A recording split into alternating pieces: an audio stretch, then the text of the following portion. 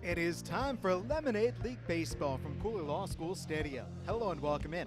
I'm Jesse Goldberg-Strassler, and I'm joined by Adam Jackson. Game 6 is approaching on the horizon. First pitch coming up at the top of the hour. But first, Adam, let's go back and let's look at the last Lemonade League game from last Saturday. We begin early on. The Locos jumped out to the quick lead.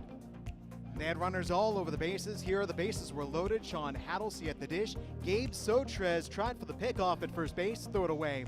That brought in 2 runs, and the Locos led 4-0. It looked like it was only going to be a 2-run half inning, Jesse, but that mistake pivotal because it ended up being 4 runs. And just like that, the Lugnuts are down big after a half inning. And then on the other side, the Locos starting pitcher was Brendan Belkovic from Wayne State. Adam, his off speed was working. It really was. He struck out 3 in the first inning, 2 more in the second, gave them 2 innings, and 5 of the 6 outs were strikeouts. He really did a nice job. He ran into a bit of trouble in the second inning, but then he coaxed this double play ball from Brandon Shire, 5-4-3, right around the horn, and they were out of it. And I think that was huge, Jesse. Come back after the 4-run half inning in the first, no runs in the second with the double play. On the other side, meanwhile, how about this defensive play? Darren Davis acrobatically at short, making the catch and the tag. Well, it was just fantastic from Davis. He also had a couple of hits and was crucial for the Lugnuts offensively. The Lugnuts had been trailing 4-0 ever since the very first inning, but Zaid Walker's RBI single made it 4-3. That came in the bottom half of the 5th inning. Walker, with all that great speed, worked his way around to third base, and that put him in great position to score on this fly ball to left field. Yeah, Cornwell does what he needs to do, and Walker, he gets around second because of a stolen base, balk to third, and the Lugnuts, after just chipping away with a run in the second and the fourth, get the 2-run 5th inning. In the bottom of the 6th inning, a Darren Davis triple, an RBI single by Mark Connolly, and then here's Mark Connolly defensively at second base, making the play over to first, and the Lugnuts were in business. Here's the final strikeout. Elliott Padden, in his Lemonade League debut, strikes out 5 in 2 scoreless innings. Lugnuts win at 5-4. Jesse, to come back from 4 runs down and win a game in only 7 innings, you have to start pitching well, hitting well, and playing good defense. The Lugnuts did all 3 in order to get their 2nd straight victory after then getting rained out on Sunday. And here we are today on a beautiful Wednesday evening from Lansing. Can they win 3 in a row? We'll check the starting lineups when we return. This is Lemonade League Baseball.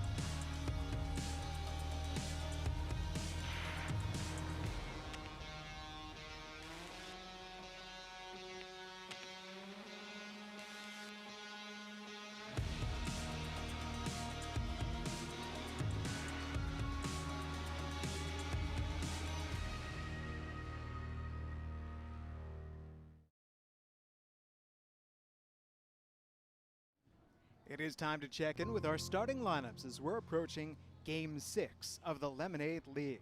With Adam Jackson, I'm Jesse Goldberg-Strassler. Big thanks to our guys in the control room. Well, let's begin with the Lugnut starting lineup. There's the familiar Darren Davis right at the top.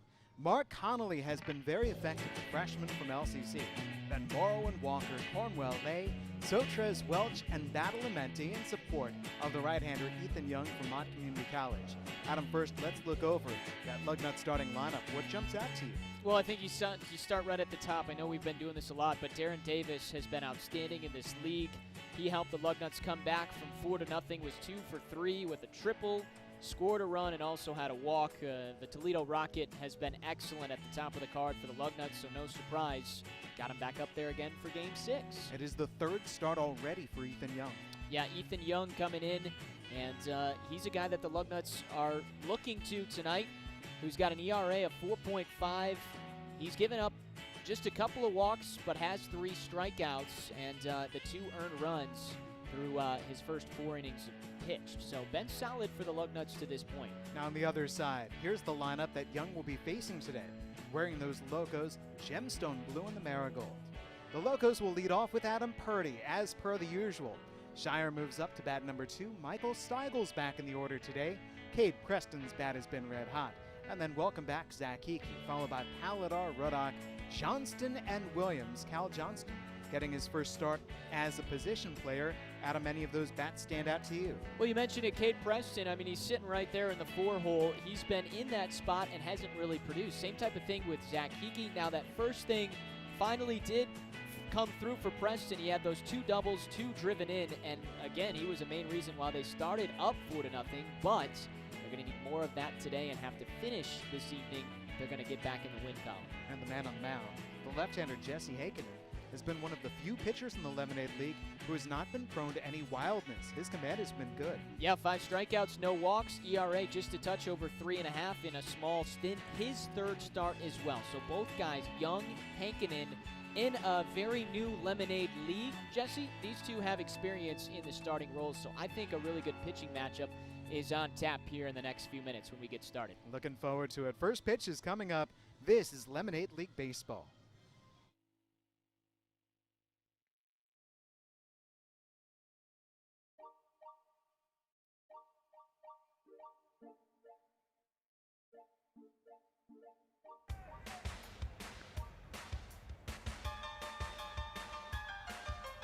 You got inhibitions, lose 'em.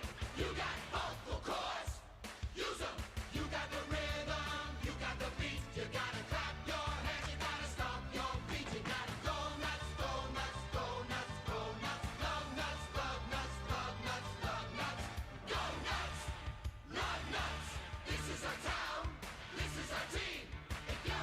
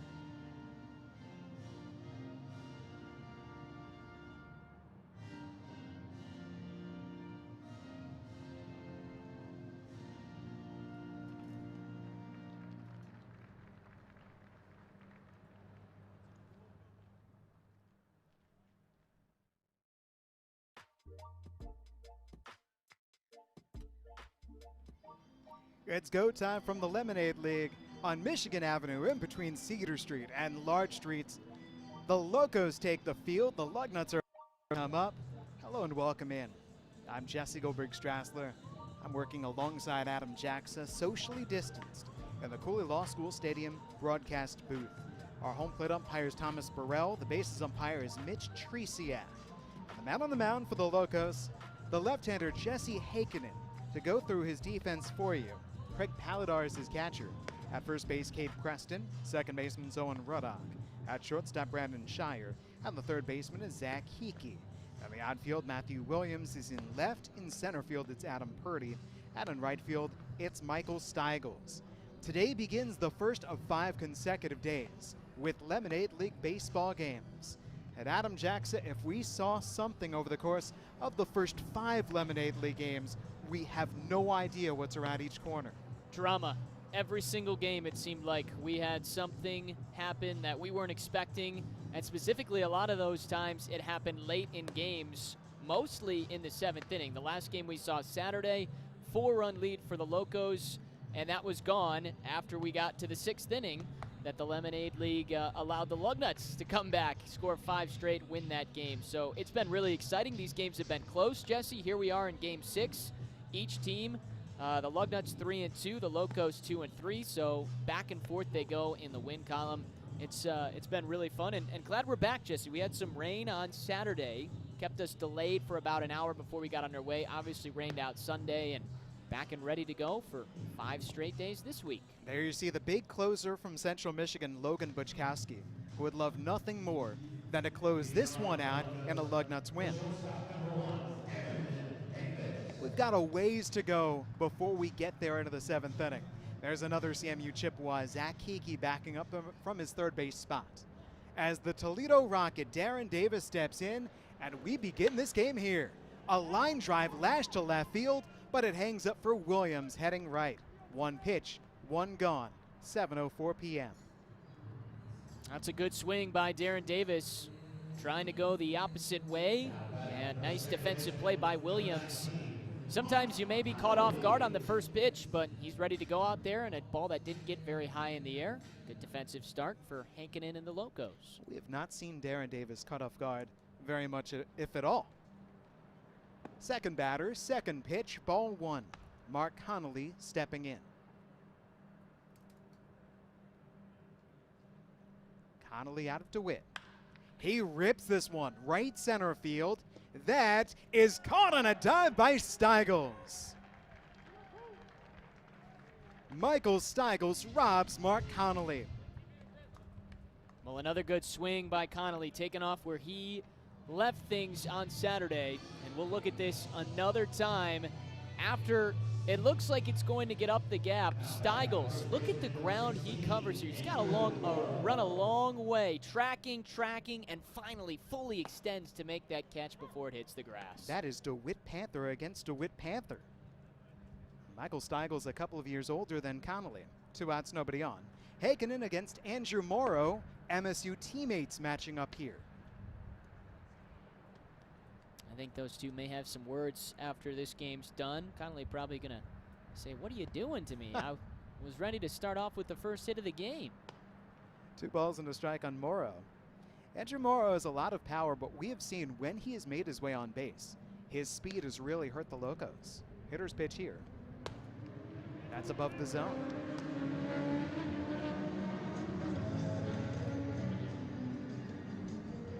Three pitches for the first 2 outs. This is the 5th pitch of this at-bat, and it's a walk for Morrow.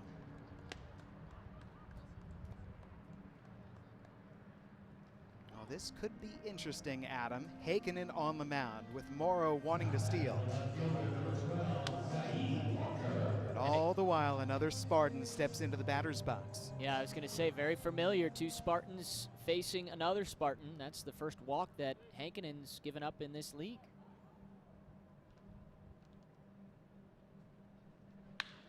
Zayed Walker, good contact, down into left center field. Morrow the turn at second base.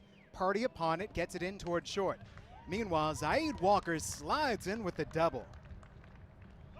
Well, eventually one of these balls was going to get down, right, Jesse? I mean, you look at all 4 batters so far, they've all been good at bats. Davis, a line drive swing to left that was caught. Connolly, a gap shot that looked like it was going to get down before Steigels catches it. Then Morrow walks, and then first pitch to Walker, he lines one out to left, and it finally gets down. So 4 guys have come up, and so far they've been good at bats. Just the defense has been able to make a couple of plays for the Locos. Now Colin Cornwell looking to give the Lugnuts the lead. Takes a called strike. This stops the string of the Michigan State Spartans against the MSU Spartan Heikkinen. Cornwell from SVSU. 1 ball, 1 strike. You know, Jesse, I kind of wonder, do you think Walker swung at that first pitch and said, I'm going to double to make sure that Morrow doesn't have any chance to catch me in the stolen bases department? Just put him at third? Yes, that was absolutely his plan. Cornwell fouls it off. I kind of think so, too. A little friendly wager between the 2 college teammates. Unless, of course, Morrow's going to steal home. Colin Cornwell's all set up here. We have not really seen that Jesse Heikkinen off-speed stuff. Last time Heikkinen struck out 4 in 4 innings. There's his first strikeout of this outing, and he freezes Cornwell with a curve. The double following the walk, but runners are stranded at second and third. A scoreless first for Heikkinen. We go to the bottom half of the first. Ethan Young will take the mound. This is Lemonade League Baseball.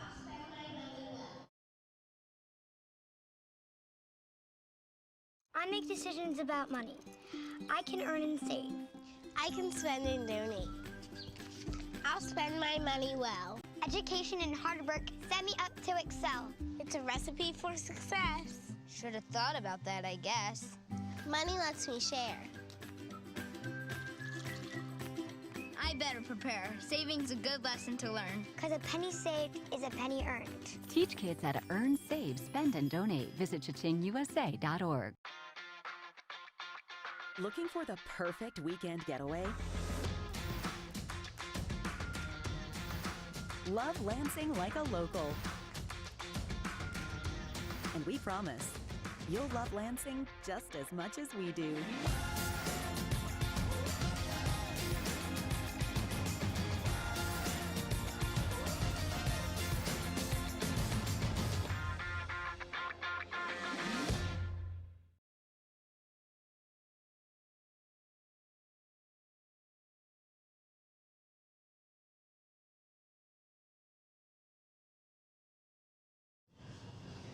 We go to the bottom half of the first inning. In the top half, there was a threat for the Lugnuts. Runners were at second and third base. Jesse Heikkinen had the answer. Yeah, Jesse, you mentioned it yourself that we hadn't seen that off-speed pitch yet from Heikkinen. He'd gone mostly fastball, and the hitters were teeing up on him. And then we saw that off-speed breaking ball come in. He finally got that first strikeout. Yeah, he goes curveball on Colin Cornwell.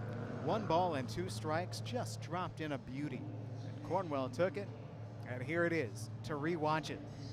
Cornwell gives up, drops right into the zone. Well, look at the 12-6, the drop on that thing. That height, that pitch was up around his head, and then a late break right at the end. It just crept back in the zone. Masterful pitch from Heikkinen, and a huge one to get him out of that second and third jam. We've seen a lot of early offense in the Lemonade League. Ethan Young will do his best to prevent that on the other side. The Lugnuts right-hander is out there. His catcher, Hunter Lay. At first base, Morrow. At second base, Connolly. On the left side, Welch is at third, Davis at short. Walker, Badalamenti, and Cornwell in the outfield. Here comes Adam Purdy against Ethan Young.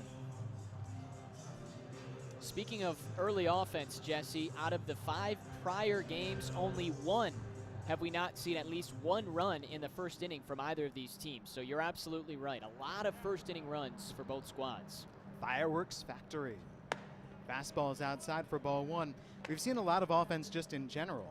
The other thing that we're looking to see is the very first home run in the Lemonade League, and we're also looking to see a rally of more than 4 runs scored in a half inning. 2 balls and no strikes to Purdy. Jesse, I'm getting a little worried that we haven't had any examples set of home runs. What happens if we get to that home run derby? They got to get some practice in, don't they? So we had a Lemonade League chat the other day. 3 balls and no strikes to Purdy, looking to give the Locos the leadoff runner. Darren Davis was a member of the chat, and so was Cade Preston. Cade having a lot of power. And I asked them both, would they want to take part in the Home Run Derby, and both of them said, not me. There's a strike. Wow.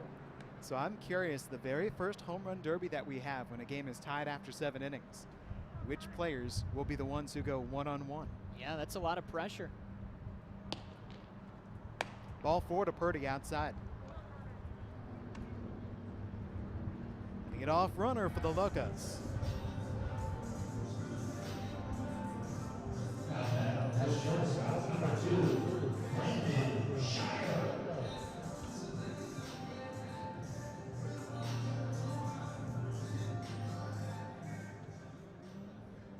A Concordia speedster away from first base. Brandon Shire waits. Shire chops towards second. Connolly up with it. Gets the out with Davis at second. The turn to first not in time. Shire beats it out, but Purdy is erased. And there's 1 down for Ethan Young and the Locos, the Lugnuts defense. Excellent defensive play by Connolly. He's got to come to his left, throw back, turn his body towards the bag at second, and still whip a snap throw there in time for Davis to make the catch, and he did so all with Purdy coming in, who's got a lot of speed. Excellent play up the middle there defensively for the Lugnuts. Speaking of great defense, here's Michael Steigels, who crushes the first pitch, but there's Zaid Walker on hand to make the catch. Looked a lot better coming off the bat.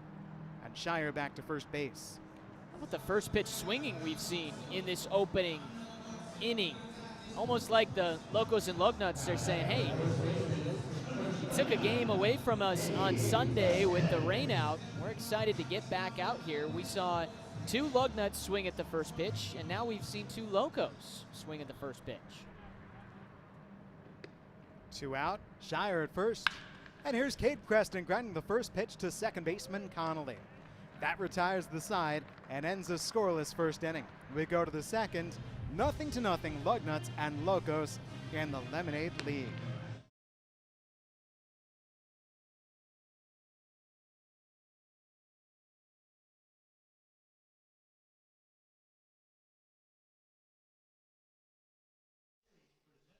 While the Lugnuts' actual 25th anniversary will have to wait until 2021, you can still purchase a piece of history. Limited quantities of the 25th anniversary bobblehead series presented by Sparrow, Physicians Health Plan, and Michigan Student Aid are available right now. This set features former Lugnuts greats Mark Pryor, Noah Syndergaard, Bo Bichette, and Vladimir Guerrero Jr.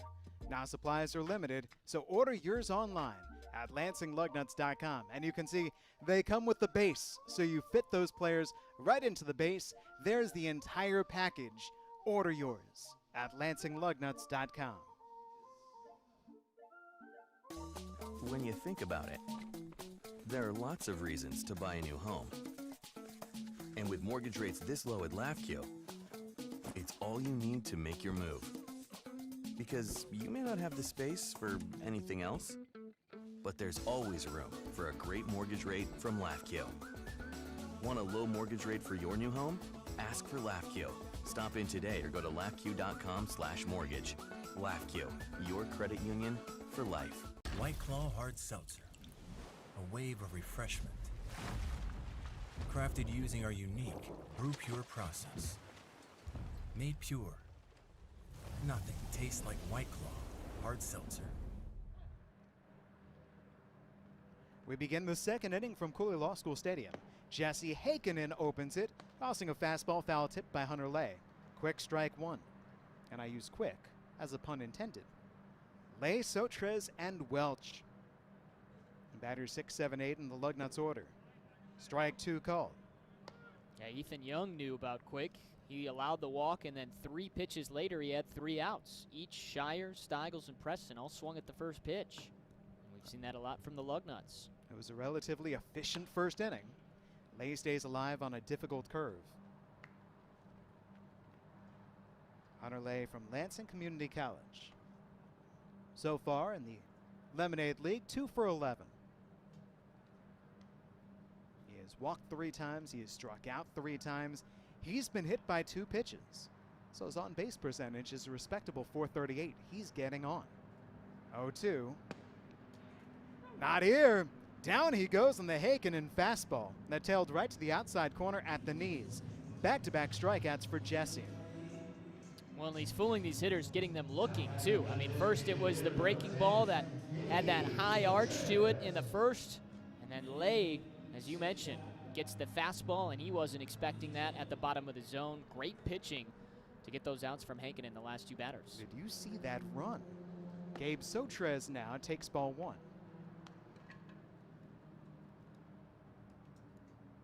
First 2 batters of the game, hard contact against Heikkinen, but 2 lineouts. A walk and a double, and now back-to-back strikeouts. 2-0 to Sotres. Speaking of good on-base percentages, Adam, Gabe Sotres is reaching base half the time. Swings right through that fastball. All right, so here you go. Sotres, 12 plate appearances, 6 times on. He's had 1 hit. He is 1 for 7, but he's walked 5 times. And he's in position again. 3 balls and a strike against Heikkinen.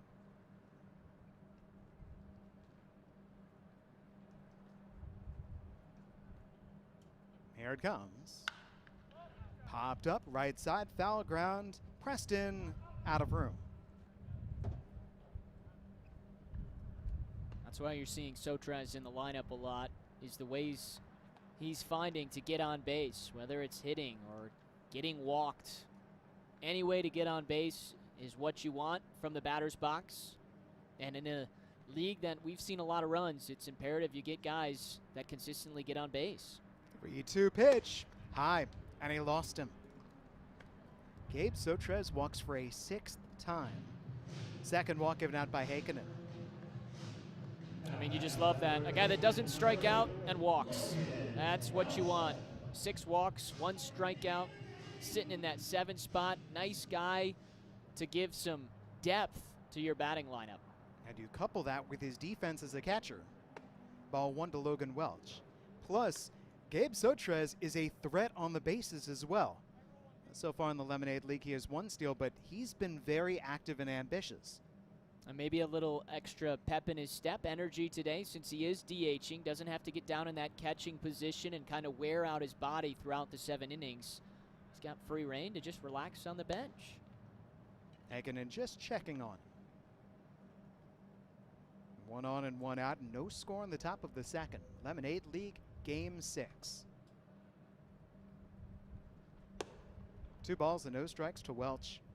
I feel like we're in a playoff series, the way you say Game 6. Right?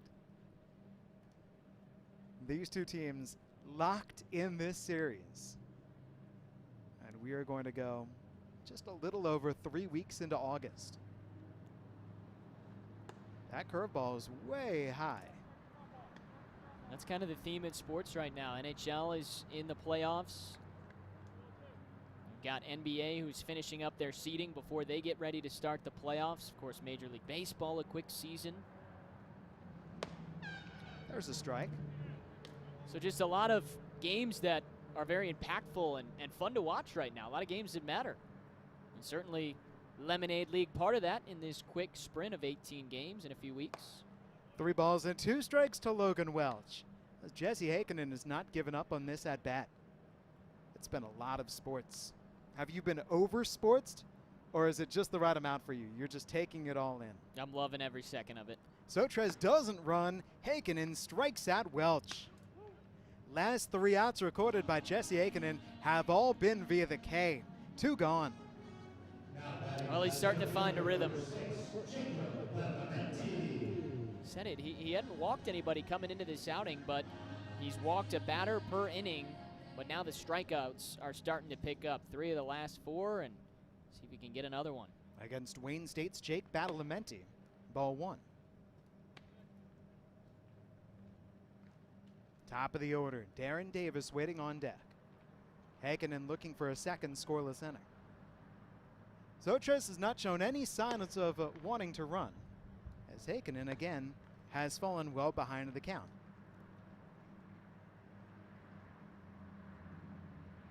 Badalamenti so far 2 for 9 in the Lemonade League, but both of those hits are doubles. And he has been shown to be a fly ball hitter. 3-0. Well, this is the third consecutive batter that Heikkinen has got behind 2 balls and no strikes at least. In the last 2 batters, he's gotten behind 3-0. Came back and struck out Welch. How about here? Strike 1. Badalamenti taking all the way. Certainly not how you want to be living out there on the mound, getting behind guys, but as you mentioned, if you can come back and get the strikeouts, you'll absolutely take that. He's got the stuff. There goes Sotres. The pitch swung at and missed. No throw down by Paladar. There's the steal for Sotres. All the while, here we go again. 3 balls, 2 strikes, and another chance for Heikkinen to strike out a batter that he got behind 3-0. Can he get Badalamenti? Fouled back.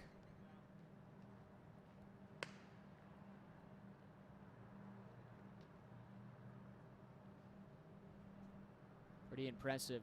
38 stolen bases for the Lugnuts. 16 have come between the 3 Spartans. So many steals. Ball 4. Badalamenti is on. And there are runners at first and second base with 2 gone for the top of the order. Just wonder what's going on with Heikkinen right here, because it looked like through 2 batters, Jesse, he had found that command. He gets back-to-back strikeouts to end the first and start the second. And then now 2 walks in the last 3, and he did get the strikeout of Welch, but he got behind their 3-0. So something not quite right with him through the last 3 batters. Well, you don't want to groove one here. Davis lined out hard his first time. Takes ball 1 up. And that, Adam, I think is where we can start in trying to diagnose the trouble. Heikkinen right now is missing above the zone. Everything is up, up, up. Nothing is down. There you go. And it's 2-0. Now I wonder if that arm slot from the left side there, if he's not finishing all the way through and he's releasing it a little bit too high when he comes across. Now the thing is, arm could be late. 3 balls and no strikes as the curveball didn't work. Yeah, everything's up. Well, you've got Sotres at second, Badalamenti at first. On deck is Mark Connolly. How about 4 straight batters going 3-0? How about Darren Davis swinging away on 3-0? Well, if you're going to give someone the green light, you're going to give it to Darren Davis, who has already racked up 7 hits in this league, and a guy that's batting .500, just spectacular. 3-1. Ball 4. Bases are loaded.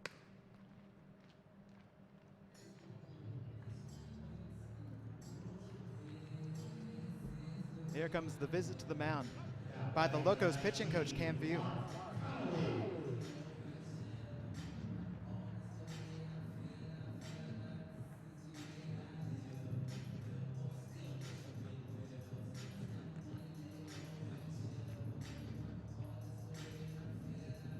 That is former Spartan talking to current Spartan. Cam View drafted in the 6th round by the Pittsburgh Pirates. Worked his way up to AAA last year. And here he is giving his wisdom. Jesse Heikkinen, the junior at Michigan State, the former Holt Ram, trying to pitch his way out of trouble. A strikeout of Lay, a walk to Sotres. A strikeout of Welch, a walk to Badalamenti, a walk to Davis. At a called strike 1 to Mark Connolly. Pretty awesome opportunity for Heikkinen to learn from a guy like View, who's got to be very close to getting up to the bigs. That's called a strike on the inside corner. Curveball worked out, and now he's got Connolly all set up. Whatever View said, it's worked so far. What do you go to here? Went right back to the fastball, served in the air, shallow left field, down for a base hit. 2 runs have scored. Around to third base, Darren Davis. He holds tight right there. Connolly's on at first with a 2-run single, and it's 2-0 Lugnuts. That's the exact same thing we saw from Connolly off the bat in his first go in that opening half inning. He put it up in the air. Steigels was able to run and make the diving catch. This one, kind of that dying quail to left field in between Williams and Shire. Neither can get to it. Hickey tried as well. The runner's taking off because there were 2 outs, and the Lugnuts strike first. And now here comes Andrew Morrow into the middle of the Lugnuts offense. Strike 1 fouled away. And those walks, Jesse, coming back to hurt him. We talked about it. 4 straight batters. He starts behind 3-0. 2 of them he walks, and now those 2 are in. He walked Morrow in the first inning. Here in the second inning, ahead of him 0-2 on that changeup. All right, Adam. He falls behind all these batters 3-0. But it's the batter before this, Mark Connolly. He got ahead of him 0-2. And it was an 0-2 pitch that Connolly just singled. Now the 0-2 for Morrow stays alive. Yeah, I was a little surprised in there, too, that up 0-2, he's deciding to go in the zone. I thought maybe he would try and entice with that big breaking ball he's got, or maybe try a high fastball. Changeup is good. 0-2 pitch for Morrow.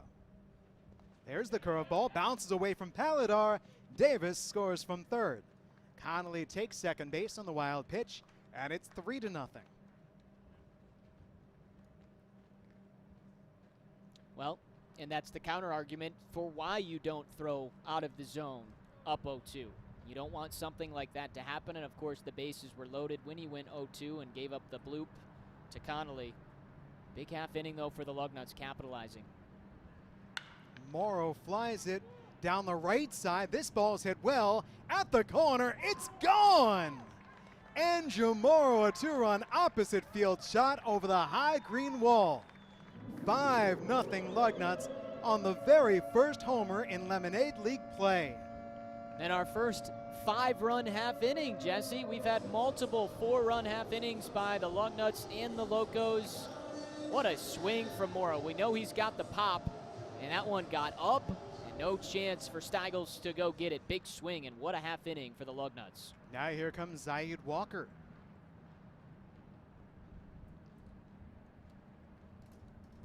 All of this being scored after 2 were out. Strike 1 to Walker.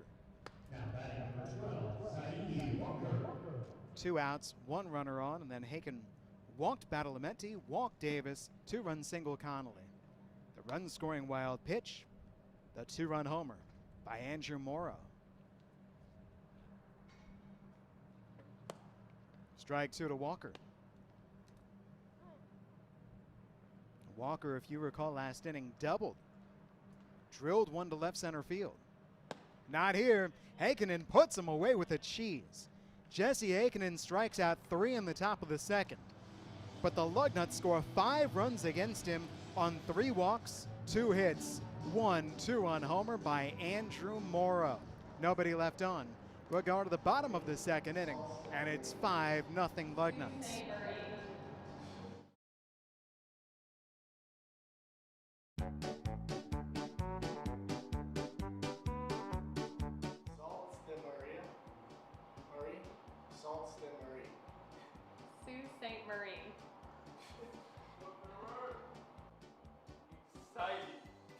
Oh my god. It's Selene. Selene, okay. Charlotte. Charlotte. No. Minimini. See you minimini. Minimini. Is that Minimini. Menominee. Menominee. Anomaly. McKinnon. Mackinac. Mackinac. That's how it's pronounced. Give up.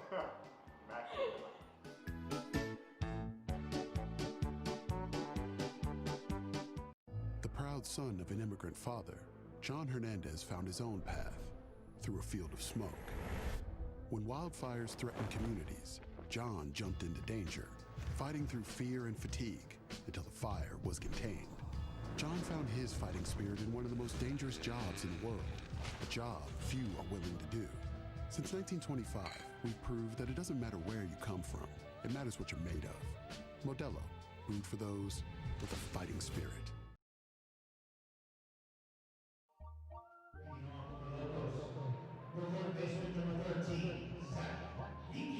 We'll go to the bottom half of the second inning, and it's the Lugnuts now leading 5-0. Andrew Morrow in the top half of this inning, hitting the very first Lemonade League home run, soaring out over the right field wall. And that capped off the 5-run rally against Jesse Heikkinen. Now here's Zach Hickey to open up the bottom of the second. Grounds the first offering to second baseman Connolly with the backhand. And there's one down. That was the 5th batter to come up to the plate for the Locos. Just to contrast that with the fact that they are down 5-0. That's the 4th batter that swung and gotten out on the first pitch. Shire, Steigels, Preston, and Hickey swinging away at the first pitch and all hitting into outs. The right-hander Ethan Young looks to continue this efficiency. Craig Paladar, first pitch, taking strike one. And yeah, the Lugnuts have already been through the lineup once. Then times that by another half. They're nearly been through the lineup 2 different times. Paladar 2 for 7 so far in Lemonade League play. Lights have already been turned on here in Lansing, Michigan. It's a thin cloud cover above. We can see the streaks of the blue sky. And there's a wind gusting left to right across the field. Breaking ball bouncing in. Adam, you think the wind helped at all in that Morrow home run? Yeah, I think a little bit, certainly because it was hit so far, but I don't think it was that big of a deal. I mean, it certainly helped, but Morrow just crushed that thing. You want me to go down there and tell Andrew Morrow it wasn't that big of a deal? 3 balls and a strike now to Paladar. Yeah, I think he'd be excited if we said that it was all his pop. He seemed surprised in watching the replay. It took a moment to react to watching that fly ball go. There's ball 4 and a 5-pitch walk to Paladar. I mean, I don't know about you, Jesse, but as soon as it left the crack of the bat, I thought it was gone. And then I was confirmed when Steigels didn't move anymore. But you could just tell, a home run swing, a little bit different there with the arc it got. You know you have to hit it high to get it over that 20-foot wall in right. And he did. What a swing. Owen Ruddock is now the batter. Lugnuts look for the double play ball. Instead, here's a fly ball hit to right center field. It gets deep out there. Purdy can't, or Badalamenti can't grab it with a dive. And now we've got runners racing around the bases. Around to third goes Paladar. There's the overrun at second by Ruddock, and he's tagged out. Andrew Morrow, the first baseman, covering. Owen Ruddock rounding second base too far. The relay got to the bag. Morrow, the first baseman, in picture-perfect position. And it turns from runners at second and third and 1 down to 2 outs and a runner at third. Yeah, just a smart play right there. Davis to get to the bag, recognizing that the runner Ruddock had overran second base, and they get that crucial second out, giving Young an opportunity to just get one more out, and he could be out of this frame with no damage done. That. Well, here's Cal Johnston and his very first Lemonade League at-bat. Nice job by Hunter Lane knocking it down. Keeping Paladar at third base and keeping this a 5-0 Lugnuts lead. That out go 9-4-6, Jesse, after Badalamenti dove. I thought that was Morrow at second base with the tag. I think that went 9-4-3. Ah, so it wasn't Davis. Okay. But I could be wrong. Johnston tried to turn into that one. It missed his sleeve. 2 balls and a strike. All right, we'll have to take another peek because I'm not sure if that was Davis or if you said if it was Morrow. How impressive would that be if he got all the way over to second to cover? Either way, great relay from the Lugnuts. Breaking ball called strike 2. Right through the front door. We have seen Cal Johnston on the mound. And now we're seeing the two-way player in the batter's box out of Grand Ledge. That does hit him. I'd mentioned the one before where it might have looked like he was turning into it. He had no chance to dodge that baseball at all. That was a heat-seeking fastball. Welcome to the batter's box in the Lemonade League, Jesse. We've seen our fair share of hits batters. Cal Johnston, first time up at the plate, plunked. 16th hit by pitch in the Lemonade League. 9 of those came in one game. Johnston at first and Paladar at third base. we make sure that Johnston's all right. Brief delay here. And now we continue. Here's the number 9 batter in the order for the Locos, and Matthew Williams. How dare I question your stat making? And here Oh. I thought that you didn't keep how many hit by pitches there'd been, and sure enough, you have it right here. You can question it, I don't mind.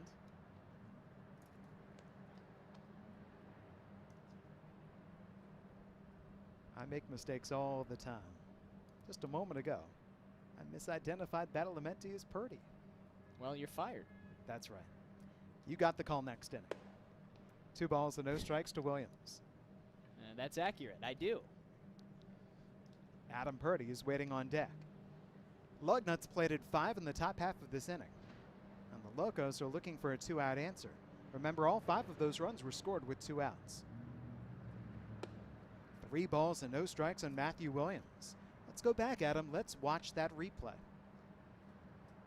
Here you go, the hit by pitch of Cal Johnston.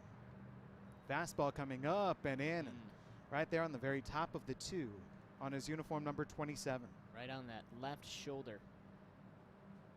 Ball 4 to Matthew Williams, and the bases are loaded with Locos. Or right shoulder, I should say. Either way, he's going to have a nice little imprint, I think, on his back after this one's done. Certainly a stinger. Here's the pitching coach Riley McCauley out there for a word with Ethan Young. Well, how many times do we talk about this, Jesse? You get runs, and then you want to come right back and try and put up a 0. And it looked like there was an opportunity to do so. You get the first out, you do walk someone, but then get that throw out at second, catching Ruddock. Now a chance here for the Locos after giving up those 5 to try and get back in this game, and that's been a key in this league.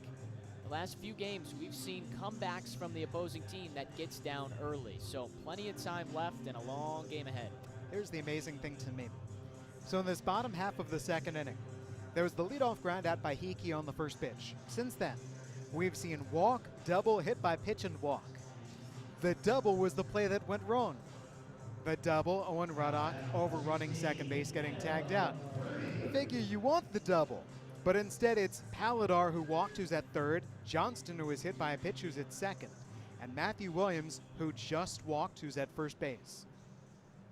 And now here is the leadoff hitting Adam Purdy out of Concordia.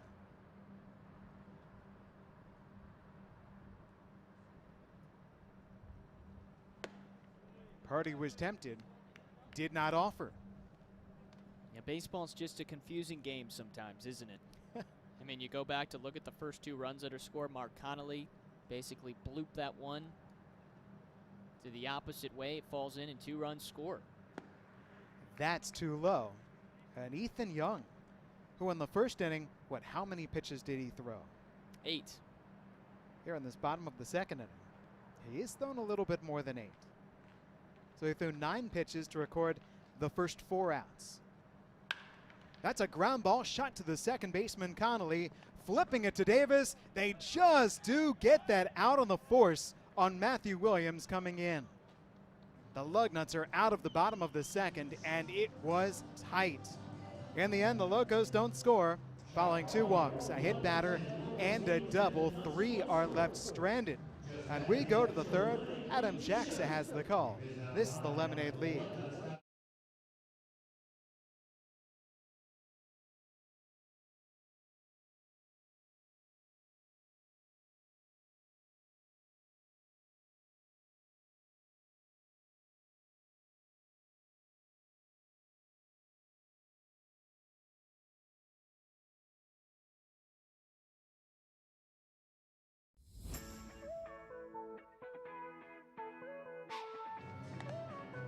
Nuts and Bolts is the official team store of your Lansing Lugnuts. Conveniently located on the concourse behind home plate, Nuts and Bolts has everything even the biggest Lugnuts fans would need.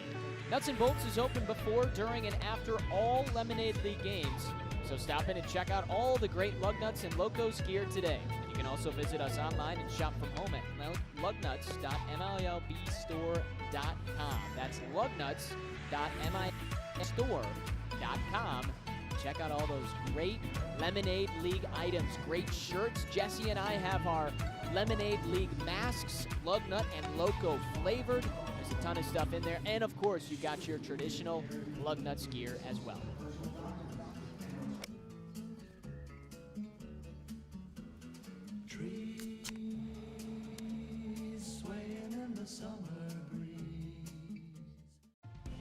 every act, every gesture counts right now. Because together, it all makes a difference. And staying committed to the health of our communities is everything. Which is why Blue Cross will remain committed to you, ensuring you can get the care you need with resources like virtual doctor visits and our 24-hour nurse line. You'll have access wherever and whenever you need it. Blue Cross will stay by your side for whatever comes next. Second pitch of the third inning is a called strike. Colin Cornwell, Hunter Lay, and Gabe Sotrez up for the Lugnuts after putting up the 5-run second. Bounced back up the middle and past Ruddock for a base hit. So the Lugnuts keep on with the aggression. 4 hits now. Cornwell on for the first time. That big half inning came in the second. 8 batters to the plate, 3 walks, 2 hits, and our first Lemonade League home run to the opposite field from Andrew Morrow.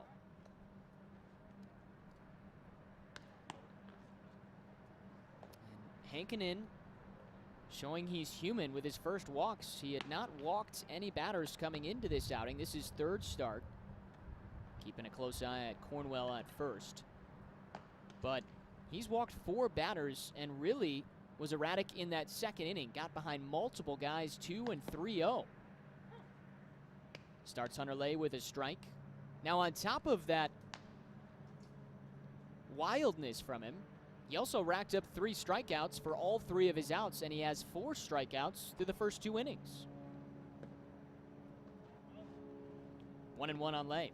Adam, those strikeouts to my mind are because his secondary stuff is so good that if he just gets to 2 strikes, he becomes a threat.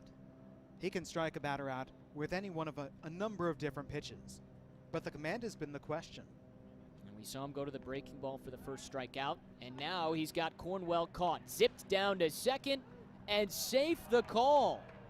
Cornwell sliding around the tag of Shire, and he gets away with taking off before the pitch was thrown. Great slide by Cornwell. I would love to see the shortstop Shire attack him, because Hakkinen did everything right, then Cade Preston snapped that throw down.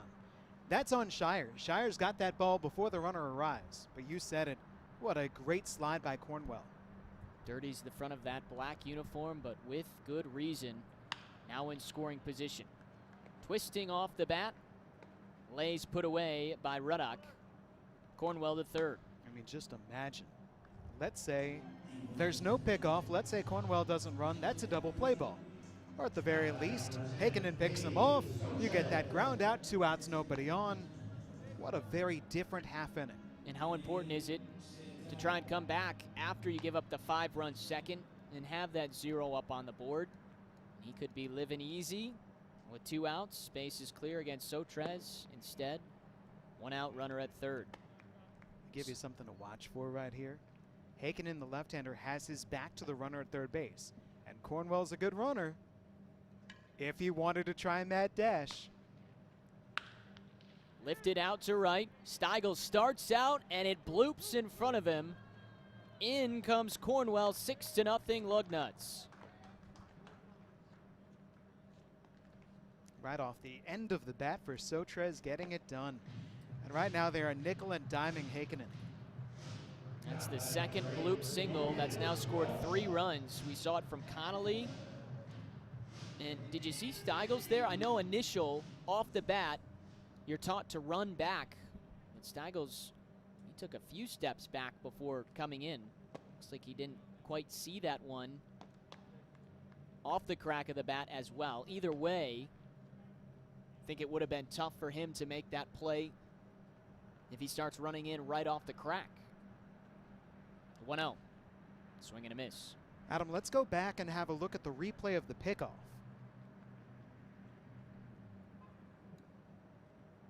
And what a job getting all the way around that attempted tag. He took the scenic route around. And even so, afterwards, Shire had a chance. Instead of showing his glove to the umpire, he could have potentially tagged out Cornwell, who overslid the bag at second. Down low, 3-1 to Welch. What do Brandon Shire and Colin Cornwell have in common? Well, they go to the same school. SVSU, teammates out there. Not at the GLIAC for Steve Jacksa in Saginaw. And that's ball 4, so another walk for Hankinen. He's had at least one walk in all 3 innings. In total, that's walk number 5. And it's another long half inning. An uneasy half inning, really, as we get another visit from Cam View, pitching coach for the Locos.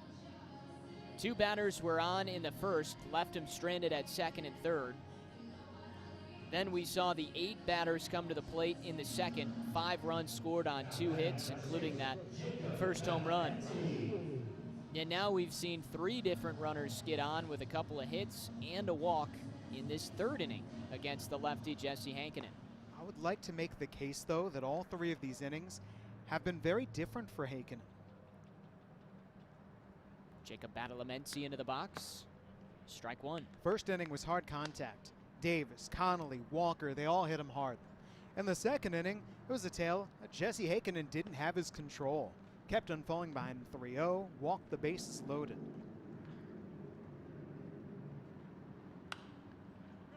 Not a play. And then, here in this 3rd inning, look, ground ball up the middle where he picks the runner off, can't get him out, grounder to second, little blooper into right field.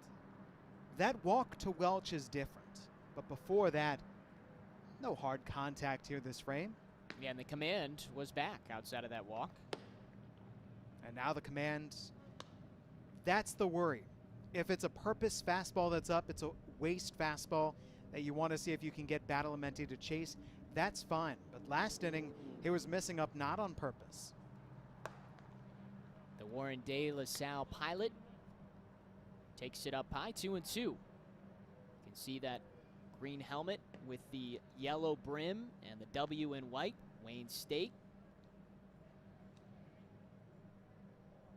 Playing for the Warriors down in the Detroit area. It's about an hour and 20 minutes east of here as we're at Cooley Law School Stadium in downtown Lansing.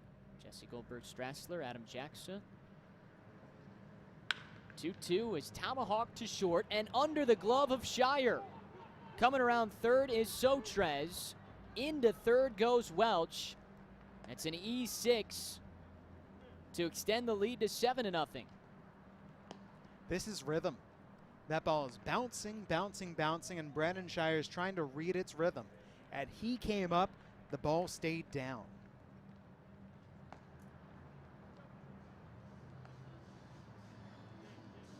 So an unearned run allowed by Hankinen, and after the way he started, getting out of the jam in the first, not the way he wants to go out after allowing 5 in the second and 2 here in the third. And they'll make the pitching change as Hankinen certainly frustrated with how that one ends. The Lugnuts in real good position now in this 3rd inning. They've kept the pressure on and put the ball in play, Jesse. They haven't swung out of the zone. They've taken their walks, but then putting the ball in play. You said it. Not all of these have been extremely hard contact. I mean, we've seen multiple hits that have been blooped in that have scored runs, and there's another example, a ball that is hit manageable on the ground for Shire, and he just misplays it, and it brings in another run. It was a difficult breaking ball to Badalamenti, too. That is a strikeout pitch from Jesse Hankinen. And Badalamenti stayed with it, shortened up the stroke, made sure to put it into play. Had a good thing happen for the Lugnuts.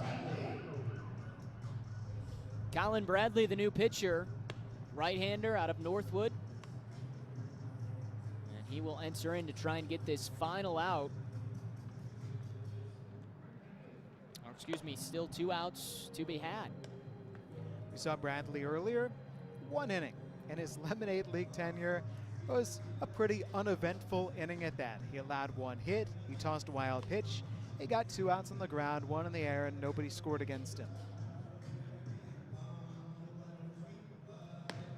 So he's tasked with trying to get 2 outs here in the top of the order. No surprise the change made with Davis, Connolly, and Morrow due up. The 6 times those 3 have come up tonight, 4 times they've been able to reach. And outside of an outstanding diving catch by Steigels in the first, Connolly would have reached twice, and it would have been 5 out of the 6 times. So, no question, this part of the order is extremely dangerous, as expected, at the top of the card. Davis swung well, also in that other out. Stolen base here for Badalamenti on the first pitch, and he's in scoring position. Remember, Davis, the first pitch of the game, he lined one the opposite way, and it was a running grab from Williams over in the left corner.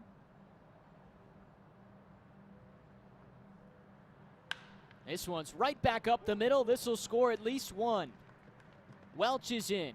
Badalamenti right behind him. It's a 2 RBI single. 9-0 Lugnuts. That'll close the book on Jesse Hakinen's evening.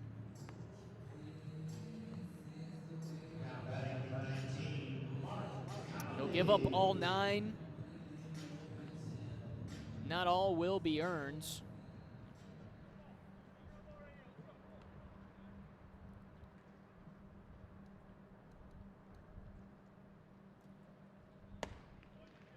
There's strike 1 to Mark Connolly. Adam, that was a rocket. Darren Davis has a way of barreling up the baseball. Colin Bradley threw it, and then it came back at him harder than he threw it. Davis excellent in this league, now 8 hits. Tied for the top with the other leadoff man, Adam Purdy. Ball gets away, and Davis easily scoots up to second. Wild pitch for Colin Bradley. And things just continue to worsen for the Locos. I tell you what, we haven't had many blowouts in this league. We haven't had any. They've all been close games, but this one certainly has the feel of a blowout. Already 9-0. A lot of game left, but it's all Lugnuts right now. 2-1 on Connolly. The game that felt like it on the scoreboard, but not when you actually watched it, was game 1, the 10-4 Lugnuts win. This is hit out the other way, 2-2. I mean, that game, 10 runs. Okay, Lugnuts must have owned it. No, the Locos had more base runners than the Lugnuts. They had base runners all over the place, and they just couldn't score. This game's entirely different. Now, the Locos had a nice threat in the second inning. Came to nothing, but my goodness, have the Lugnuts seized control of this game. It has all gone wrong for the Locos. And early, because that game 1, it was 5-3 for a good portion before those late runs came from the Lugnuts in the latter innings. 2-2, reached on to second. Ruddock to first, 2 down, and Davis scampers to third. Second straight inning. The 8th batter will come up to the plate. And Andrew Morrow had the big swing in the last half inning. 2-run home run out to right over the 20-foot wall. It was a high flyer. Can he deliver with 2 outs against the new pitcher, Colin Bradley? Ball 1. Morrow tonight out of the 3 spot. Walk and that home run. The first in the Lemonade League. 1-1. And we had talked about it. Waiting for that first home run. We had had a couple of swings that had come close. One that was home run distance that went foul. Thought you can't have a home run derby before you get the league's first home run. Well, now we've got it. And Morrow's got a 1-2 count.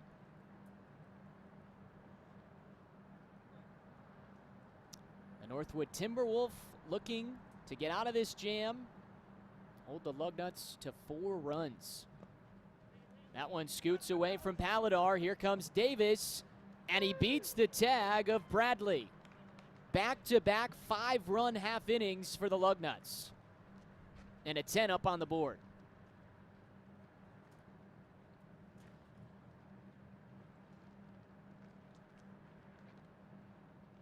Second wild pitch of this half inning. And the struggles continue for the Locos.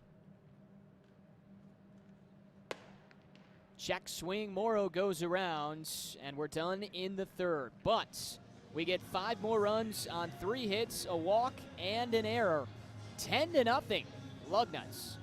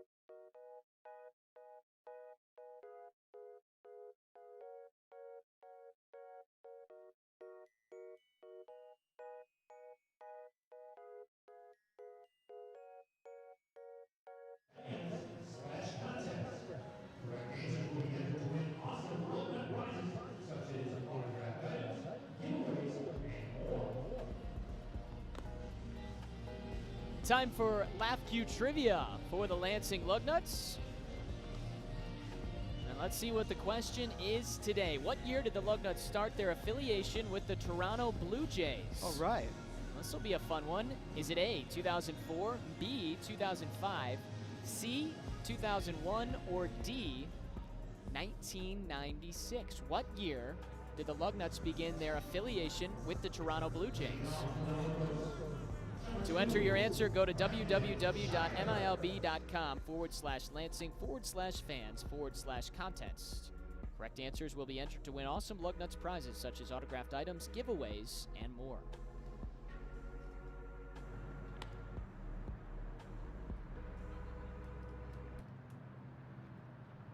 Bottom of the third from Cooley Law School Stadium. 10-0 Lugnuts. Some catching up to do for the Locos. While the Lugnuts have already racked up 10 runs on 6 hits, the Locos have just 1 hit. They have walked 3 times. Brandon Shire, the Saginaw Valley State Cardinals ahead 3 balls, no strikes.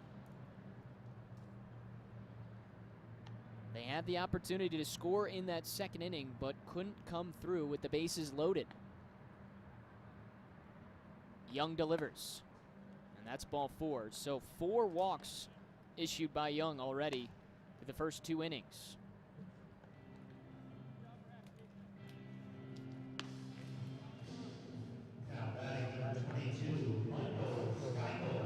And now it's Michael Steigels. One of those DeWitt Panthers.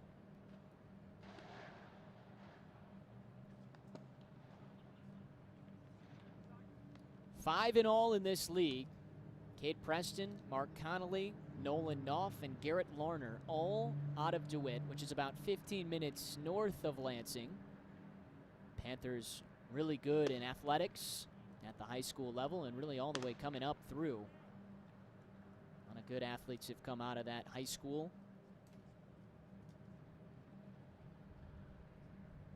Just part of the all-Michigan representation. There's the strike, first of the half inning after 6 pitches. Adam, it makes me think about the Diamond Classic.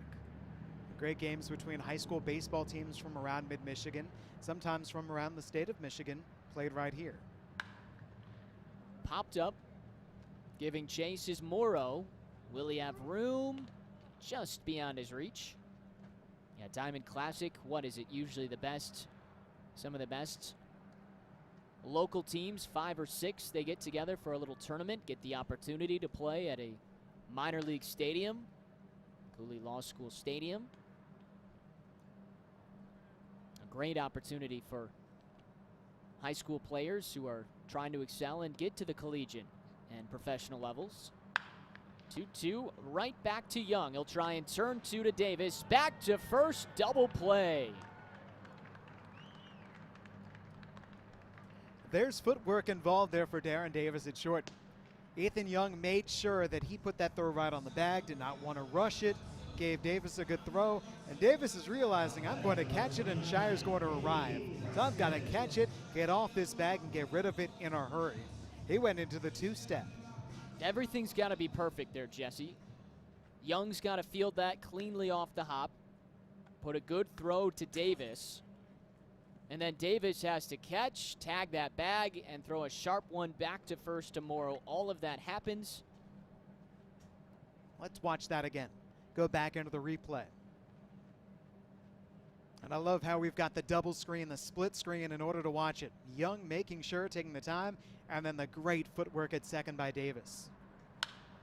This one's on the ground to Davis, and he can't get there. Base hit for Preston. So Steigels, the DeWitt Panther, gets doubled off. Preston gets on, another DeWitt Panther. Second hit tonight for the Locos. And from DeWitt, we move up to Mount Pleasant. Again, local flavor in the Lemonade League. It may be high school, it may be college, it may be both, as the case for these last few batters. All in the state of Michigan, both high school and collegiately. Zach Hickey growing up in Mount Pleasant and playing for the Chippewas in Mount Pleasant.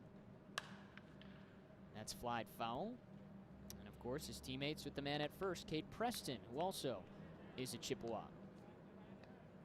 Got that D1 representation, no surprise, D1, D2, D3, and NAIA reps in this league. And in both lineups, in the heart of it, you've got Spartans from Michigan State in the Lugnuts order.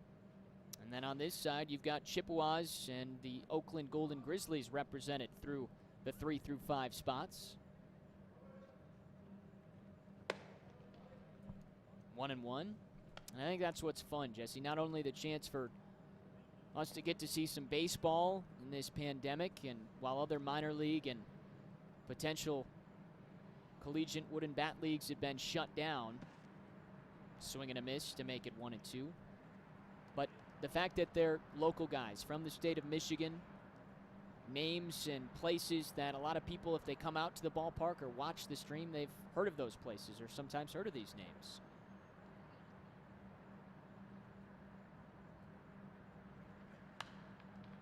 Remains 1-2 on Hickey.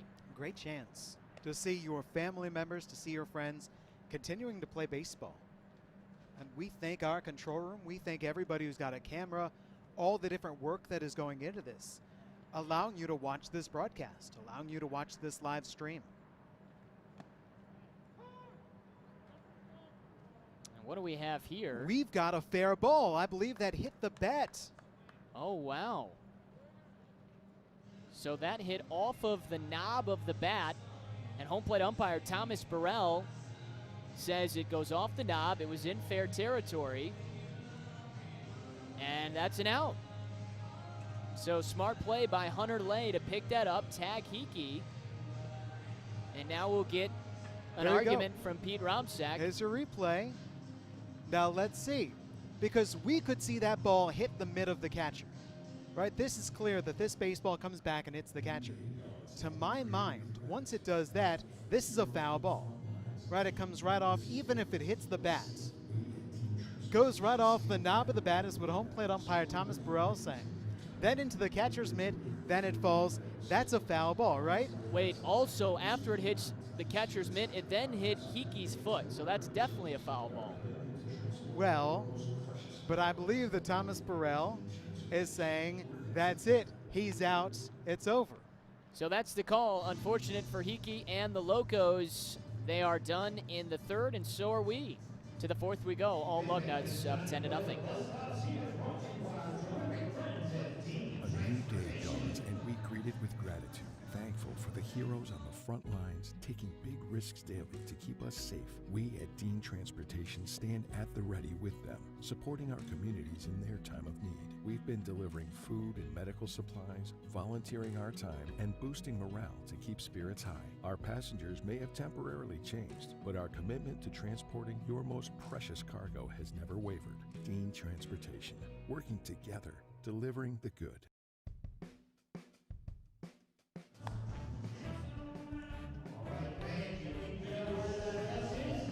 It's time to play the bus stops here, brought to you by our terrific friends at Dean Transportation. Jesse, it's your turn. Take it away. All right, so shake those baseball caps up. Can you find that Dean Trailways bus that's turned down the in-state MPA? Now here's what we're doing. We're just testing your hand-eye coordination. Like if you're a baseball player, you got to have your hand-eye. How good's your concentration? Are you still keeping an eye which baseball cap we snuck that bus under? Is it going left? Is it going right as we circle this way? 1, 2, or 3, make your choice. It was cap number 1, and that was our Dean Trailways baseball cap shuffle.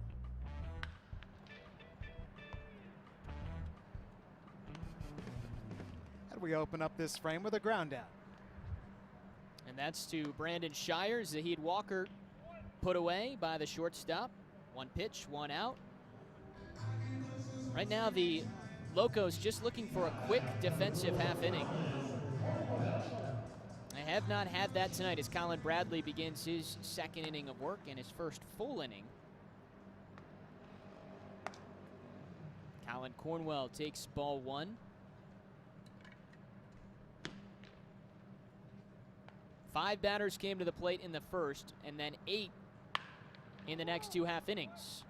2 bounces to Ruddock, 2 outs. This could be exactly what the doctor ordered. Yeah, a chance for that 1-2-3 inning. And for Bradley, who gave up the base hit right when he came in, then was able to get a ground out and a strikeout. But after a couple of wild pitches to allow another run to come in, this would be big for momentum.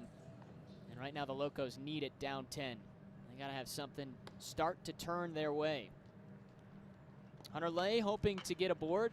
Many of the Lugnuts have done so tonight. Lay right now the only batter in the lineup that hasn't reached for the Lugnuts. Broken bat goes flying. Scooped up by Preston. Bradley covers, and Lay now 0 for 3.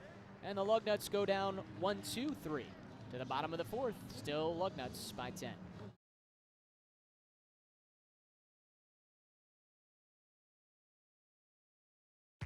Corona is the original cerveza más fina of Mexico. And since 1925, it's been made with the finest ingredients. And most of all, with our heritage and our pride. In 1981, we didn't just bring a beer to the States. We brought our way of life. Because when you're proud of what you do, you want to share it with the world. Corona, we share more than a beer. We share the same history.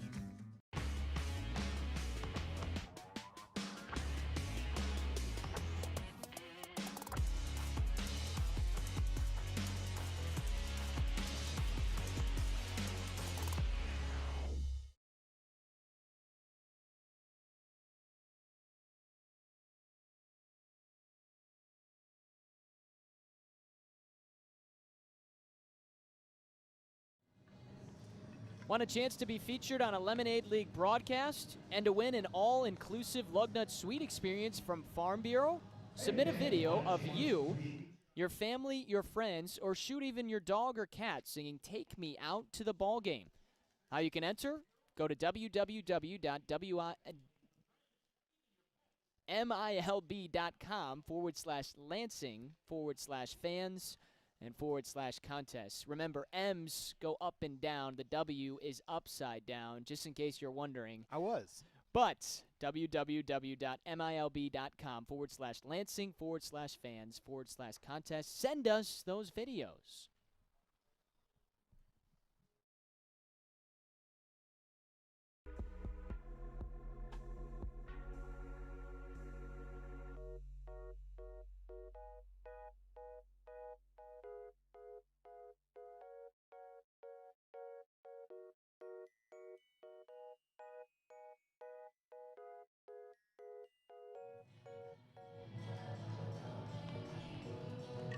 And we have a new pitcher in for the Lugnuts as we bring you back for the bottom of the 4th inning. It's all Lugnuts up 10-0 in Game 6 of the Lemonade League. Ethan Young done. 3 innings, 2 hits, no runs allowed. He didn't have any strikeouts and had 4 walks, but a 0 up in the run column. Jesse, he gives way to the right-hander.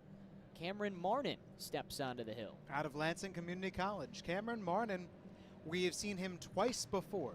In 1 2/3 innings, he has struck out 3 batters. He has walked 2.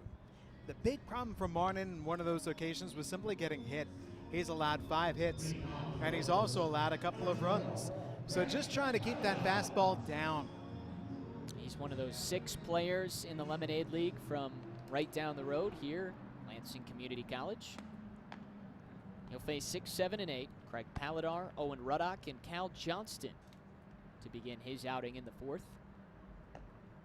Just 2 hits so far for the Locos. They had a double in the 2nd and then the base hit in the 3rd. One from Ruddock, the other from Preston. And outside of the walks, not much going. 2-0. Good changeup. There's the first strike thrown by Marnin. They did load up the bases in that 2nd inning. 2 walks, 1 batter was hit, and then that double from Ruddock, but eventually got jammed on a fielder's choice. Mark Connolly made an impressive play to Davis at 2nd. It was a close play, otherwise the Locos would have been on the board. The 2-2. Strike 3, outside corner. Good pitch, and Marnin's got his first strikeout. Adam, it's a good pitch, but it's also great pitch sequencing. He had just gotten him with the curveball. And so working with his catcher, Hunter Lay, it's an all LCC battery. And so they went curve to the fastball to freeze him. And impressive after he gets behind 2-0, comes right back 1, 2, 3 strikes in a row. And that's the first strikeout tonight for any Locos batter. There's a great fastball in on the hands. Now, this is the key for Marnin. Just working through his stuff, working inside, out. Watch out for a fastball away now. Ruddock takes the ball 1-1. Doubled in that first at bat, but remember he got picked off at 2nd, overextending his turn at 2nd. Good breaking ball, 1-2. He hit the double out to right center. Badalamenti went diving for it. Cornwell picked it up, threw it in, and Ruddock got over eager, rounded 2nd, trying to get back to the bag. He was tagged out. And again, that was a huge out in a half inning where the bases were loaded. If he doesn't get tagged out, a run would have potentially come in to score. Pitch 5. Swing and a miss, back-to-back Ks. This is great pitching by Marnin. And Adam, this is basically working with 2 pitches. This is going fastball and curve. And you have to have a ton more confidence when you've got a 10-run lead to spare as we take a look at that last strikeout, Jesse. Fastball, knees, outside corner, sinking, running right away from the batter, Ruddock. What's he going to do about it? That's exactly where he put the strikeout pitch to Paladar, a batter before. 2 for 2 on that outside pitch with those 2 strikeouts. Let's see what Cal Johnston can do. Get behind 0-2. He's gone right back to it. He's playing catch with Craig Paladar, or he's playing catch with Hunter Lay, I should say. Can he strike out the side?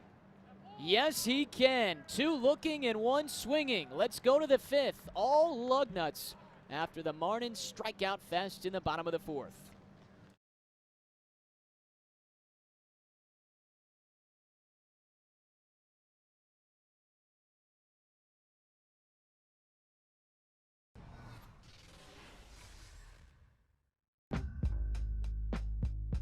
Let's talk about some of the dynamic athletes who played in the Negro Leagues. Yeah. And I always look at it this way.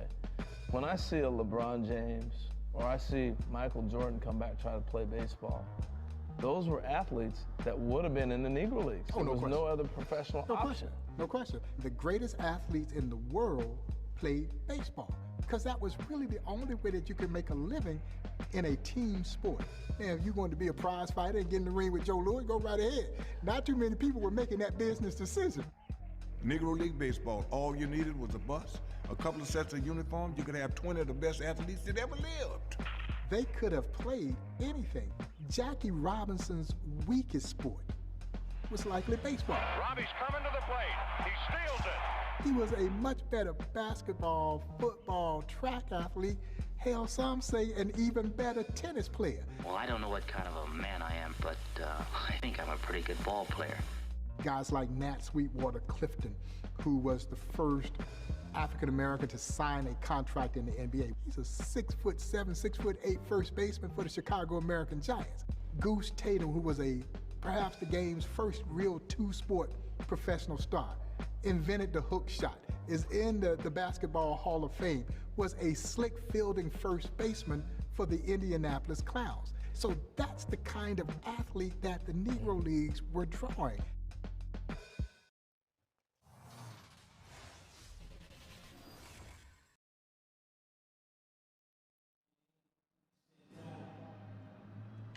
Ten to nothing Lugnuts as we start the fifth. Colin Bradley back on the mound to face the final third of this Lugnuts order. First pitch to Gabe Sotres outside. He's reached twice, walked in that second inning, coming around to score after a stolen base. And then an RBI single scored on the E6 from Shire in the third. So he's reached twice and scored twice. The Lugnuts with 2 5-run half innings. The biggest half innings we've seen in Lemonade League history. And it's 1-2. To this point, we had multiple 4-run half innings. We'd seen a ton from the Locos, but a fair share as well from the Lugnuts. And then we had back-to-back 5-run half innings tonight. That breaking ball stays up. And in one of those 5-run half innings, the second, our first Lemonade League home run from Andrew Morrow, teammate of Gabe Sotres. Full count, 3-2. 3 Spartans in the lineup tonight. And they had to face the starting pitcher for the Locos, Michigan State Spartan, and Jesse Hankinen. Bounce to Shire. Sets and overthrows Preston at first. So another error potentially on Shire. I think that Preston might have lost that ball in the sun as well. I think at the very last second he went alligator armed. We'll see if we can get another peek. It is going to be an error, but yeah, we'll have to see who they give that one to. As now Welch stands in. You can see that the sun is right in the face of the pitcher Bradley as he's staying on the mound. And it's the same thing, it is shining right in the eyes of the first baseman Preston. Yeah, right when that sun's starting to set as we close in on 8:30 Eastern time. That's up. Sotres to second. He's got his second swipe of the game. Well, he just mentioned it. He's reached twice and scored twice, trying to go 3 for 3.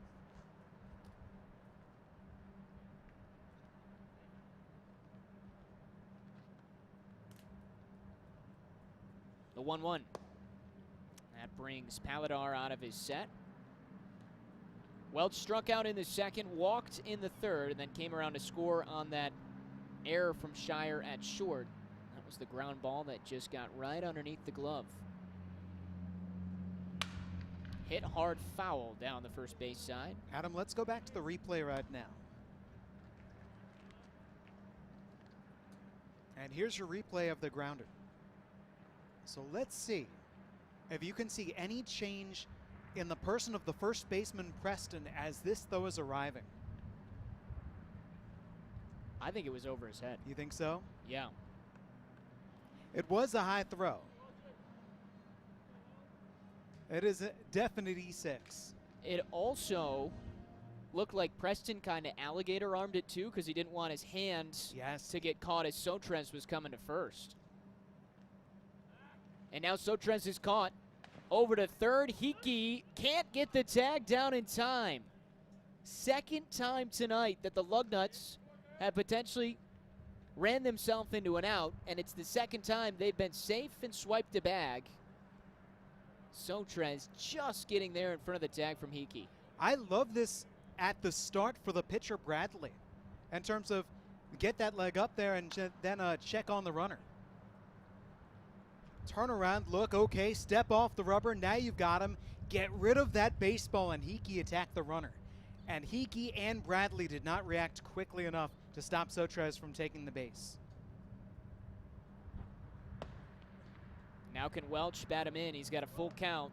Nobody out as the Lugnuts look to add on to their already 10-run lead.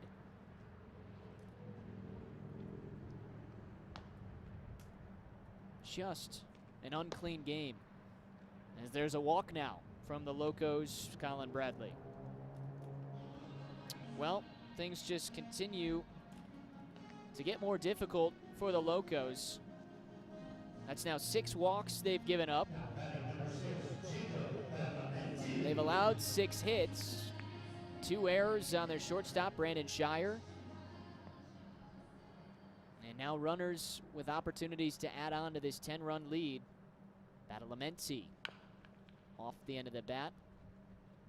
It'll stay foul, but after Badalamenti, you go right back to the top of the order where Davis, Connolly, and Morrow have been lethal tonight. Between those 3 hits, 2 walks, 1 home run, 6 driven in, 4 runs scored. Absolutely what you want if you're Cullen Turner from his squad. Up high, here goes Welch. That's out to center. This will score Sotrez. 11-0. Felt like something was up right there for the Locos, didn't it? Like they were wary of a double steal, so something was on, and then it all went wrong.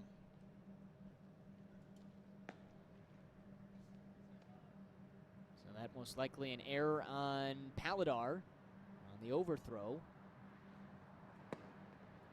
There's a strike poured into Badalamenti. Adam, you said an unclean game? Really only on one side of the ledger. Yeah, all the Locos. Good stop from Paladar. 2-2 on Badalamenti, who's reached twice. Walk in the air, scored twice. By the way, Sotrez completing the 3 for 3. Get on 3 times, score 3 times. Just all Lugnuts tonight, looking to win their 3rd straight. Strike 3 called on Badalamenti.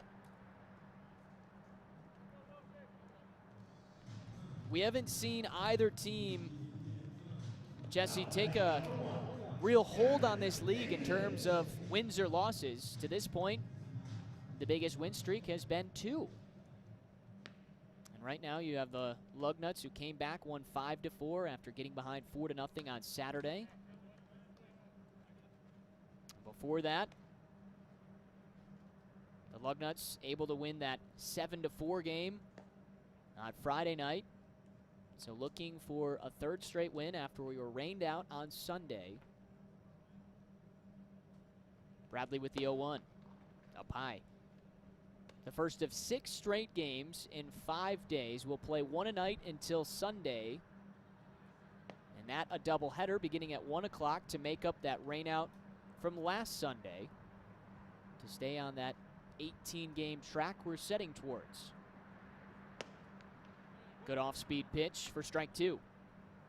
And that said, I know that Greg Kiger has some more games that he would like to slip in. I heard potential talks of trying to get to the even plateau of 20. Always the potential for extra players to maybe get added into the league as well. And of course, trades can happen if things do get too lopsided for one team. Swing and a miss for Davis. He's down with the punch out. Back-to-back Ks for Bradley.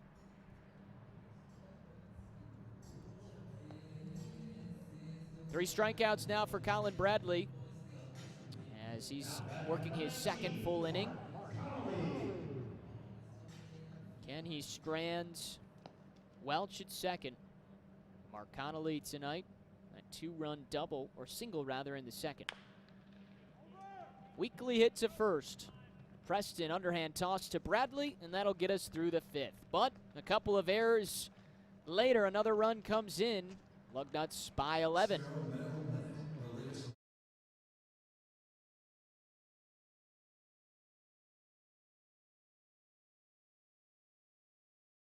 Sparrow Medical Minute, the latest health news and information from Sparrow, Mid-Michigan's healthcare leader. I'm Cheryl Fritz here with Hillary Taransky, physician assistant with Sparrow Occupational Health. Employers are concerned about how to keep their employees healthy and make them feel safe as they return to work. How does Sparrow Occupational Health help? So Sparrow's goal is to be a partner in health with the local employers. We've developed a program to help make sure that they can return back to work safely. This includes an online screening tool as well as the availability for Sparrow staff to come on site and help with screening. Occupational Health also offers COVID screening. This includes the nasal PCR swab as well as the antibody testing. We can evaluate employees that are ill and give guidance on when they can return back to work safely. Where can people get more information on this important topic? They can call Sparrow Occupational Health at 517-364-3900. Very helpful. Thank you so much. Medical Minute, brought to you by Sparrow. For health, for care, for life. Blue light lime over here. Grapefruit. Blood orange, me, Barry. Got it. Oh! Barry, you son of a bass. Just yanking your hook. When you're at the lake, you drink Labatt. That's lake law.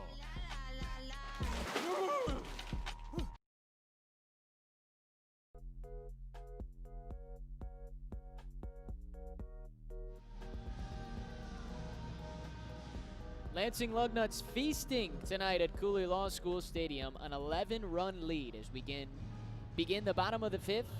Adam Jackson, Jesse Goldberg Strassler on a mid-70-degree night in early August in mid-Michigan. Cameron Martin back out for his second inning of work. All he did was strike out the side in the 4th. 9-1-2 as Williams fouls it up into the seats. Those seats added on to Cooley Law School Stadium, right, Jesse? It used to be a burn out there until they added those seats. Yeah, that's right. That's right, Jesse. I used to come to Lugnuts games back in the Oldsmobile Park days. Yeah, you did. And when I did that, I made sure to have a photographic memory of what this stadium looked like. That one is walloped out to right center. It'll carry to the wall. Williams will get second. Does he go for 3? Rounding the throw is late. And in sliding safely is Williams with the second extra base hit tonight for the Locos. That is Triple's alley out and right in center. So once he got that ball down, he was just on his horse. It was incumbent upon the outfielders to prevent the inside the park home run. That's how deep it gets into right center. Just the 5th triple in this league. And Matthew Williams now has reached multiple times tonight after walking in the second. He says, no more of those strikeouts. Let me get the first hit against Martin tonight. Now to the top of the card for Adam Purdy. What's made last inning so great for Martin was it really felt he was just playing catch with his catcher. You know, when a pitcher can zero in, just like that the batter doesn't even matter at him. Catcher puts down the signal, pitcher gives him the pitch, it all works out beautifully. Puts it where it needs to be, and it's almost like, yeah, the hitter's not even standing in the box. Lined out to left, hanging up for Walker. Slips, he'll have no chance to get Williams, who scores the Locos' first run. Finally, in the 5th inning, the Locos are on the board. Don't think Walker was going to be able to make that play either way, but no chance with the slippage out there.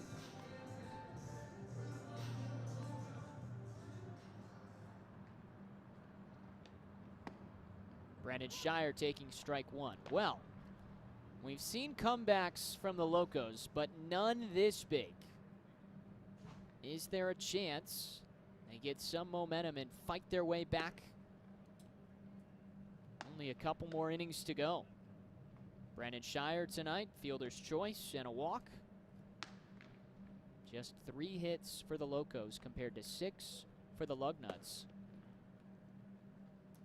You look at those 3 hits too. 2 of them were extra base hits. The only difference is you look in all perspective, 6-3, not really that much bigger. Where are these 11 runs coming from?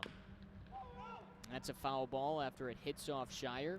Well, we've had a lot of mistakes, Jesse. We've had a ton of walks given up between the 2 pitchers for the Locos, Hankinen and Bradley.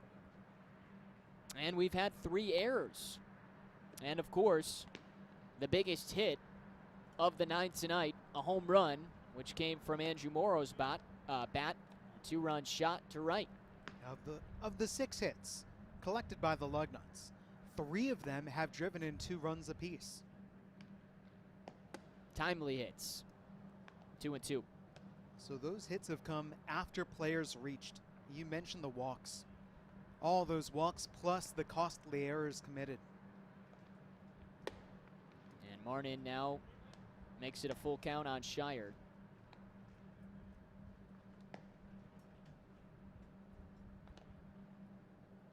Payoff pitch. That's whacked foul. Adam, let's go back into the replay.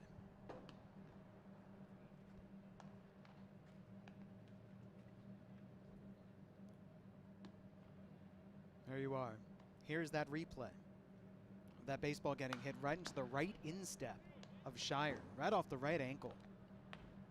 It doesn't look like he's got any protective padding. Sometimes you'll see that ankle guard or that guard over the top of the shoe. Reach down to first. Morrow knocks it down. Good cover. 2 outs on the catch there from Marnin. Doug Glanville was a longtime Major League outfielder who's turned into an analyst in his post-baseball career. And he wrote in his autobiography just about how much he hated facing sinker ballers. He said anytime you took on a pitcher with a great sinker, you knew you were guaranteed to hit the ball right off your ankle or right off your foot every at-bat. And then when you do square it up, you hit it into the ground and ground out, like what just happened right there for Shire. Michael Steigels 0 for 2 tonight. Flied out, grounded into a double play. And that one hits him right off the back. That was almost slow motion because the breaking ball missed, and he was just kind of waiting for that to hit him. Couldn't get out of the way, so just took it.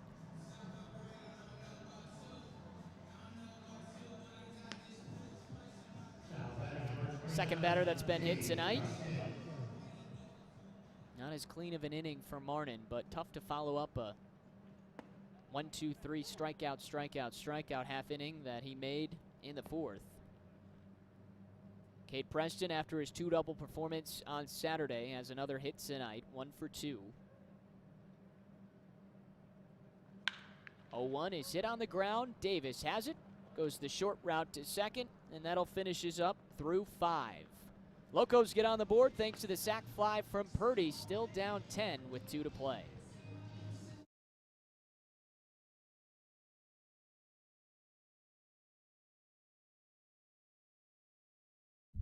Come play in Greater Lansing. You'll love our perfect mix of old and new, big city buzz and small town charm. And visiting is easy because it feels like home. Catch Spartan spirit, share an intimate meal, roar with the crowd, or relax in the links. Reconnect with family and make memories that will last a lifetime. Give yourself a weekend and come play in Greater Lansing.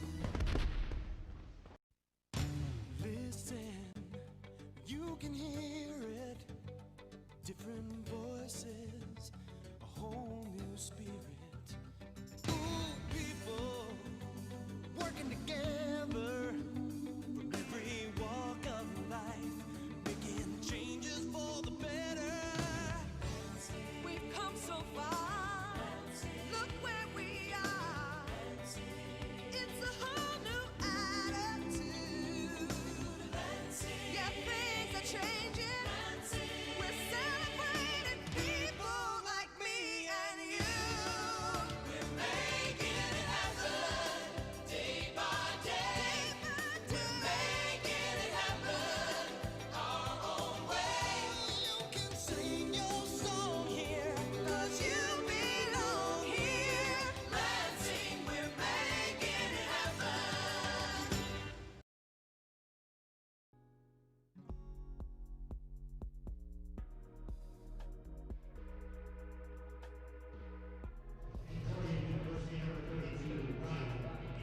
A new southpaw is now taken over for the Locos. Ryan Abenth comes in. Abenth out of Concordia. And this is his third appearance in the Lemonade League. He will take on Morrow, Walker, and Cornwell. 3, 4, and 5 in the order. Lugnuts leading 11-1. I'm Jesse Goldberg-Strassler, joined by Adam Jackson.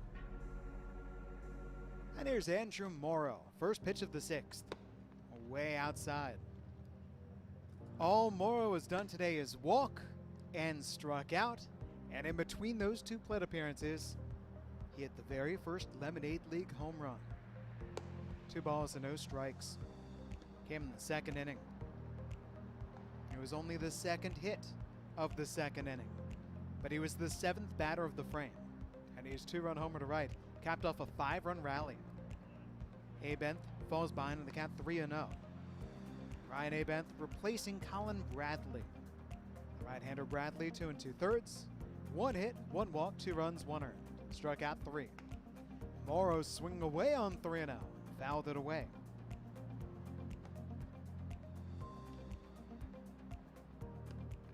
Meanwhile, there's some action in the Lugnuts pen. Occurring down the right side. Looks like that's Garrett Larner down there warming up. Strike 2 call. Garrett Larner's first time on the mound in the Lemonade League was a rough one. Trying to put that behind him. And a night that has been dominated by his Lugnuts teammates. Payoff. Morrow rips it down toward third, knocked down by Hickey, recovering for the throw, not in time. Cade Preston gave him the full-on stretch at first base, but Andrew Morrow is on. That is called an error on the third baseman, Hickey. Yeah, that's 4 errors tonight.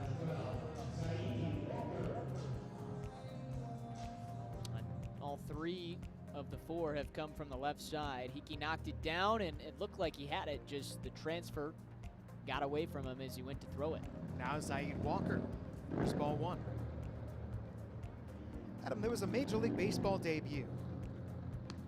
Eddie Alvarez debuting for the Miami Marlins. I wanted to talk about this with you. What do you know about Eddie Alvarez? 2 balls, no strikes, and Zaid Walker. 1 for 3 in this game with a double. I'm guessing that he played here in Lansing? No. Oh, he okay. has no connection to Lansing whatsoever as far as I know. All right. Well, then you got me. Eddie Alvarez is a 2-sport star. What a job at first base by Preston knocking that one down.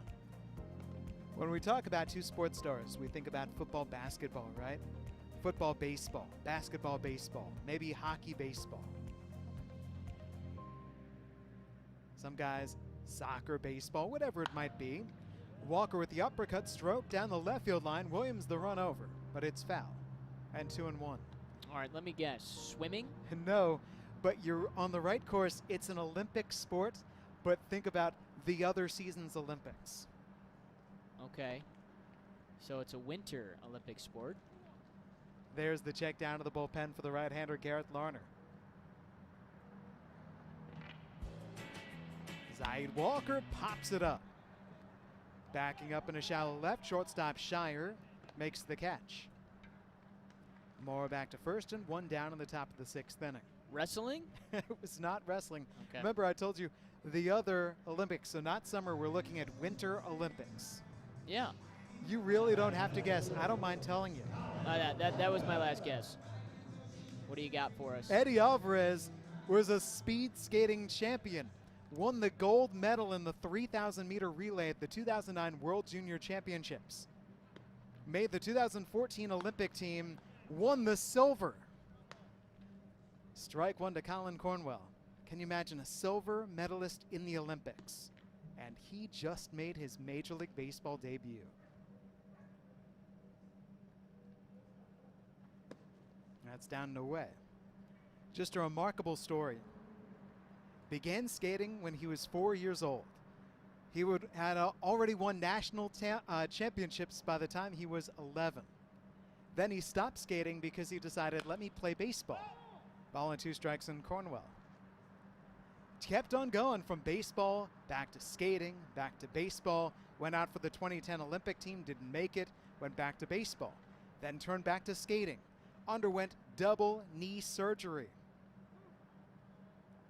Went back to skating, silver medalist, went back to baseball, has made the major leagues. 1-2, up and in. And his footwork is tremendous. Right? Can you imagine how fast he is and how fast he could be if he didn't have the double knee surgery? Ground ball past the mound. Second baseman Ruddock has it. Shovels over to Shire for the out at second. And that is all. Morrow is forced. 2 gone. Colin Cornwell now at first base for Hunter Lay. Did you mention what was the position that he's playing? Do you know? Is he a pitcher or is he a position? No, he's a position player. He is a position player, okay. Last year he batted .323. Oh, wow. Either way, that's what I was curious. Position player or pitcher? No, he can run. Ball 1 to Hunter Lay. Bet you he can't run as fast as he skates. Right? Is he faster on ice or off ice? If he's faster off ice, that's remarkable. He is an infielder. Shortstop, second baseman, third baseman. Swing and a miss by Lay.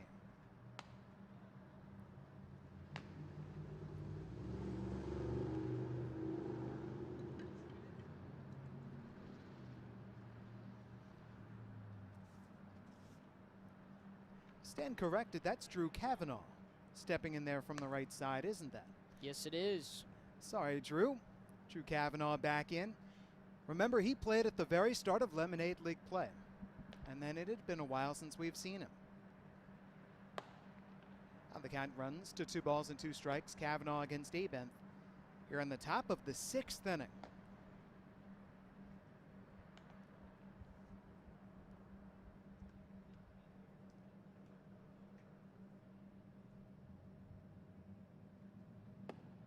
And he has worked the count full against Abenth. Cornwell to move away from first base. The Lugnuts are leading this game by 10 runs. Man on deck is Gabe Sotrez. Kavanaugh sends it slicing foul down the right side.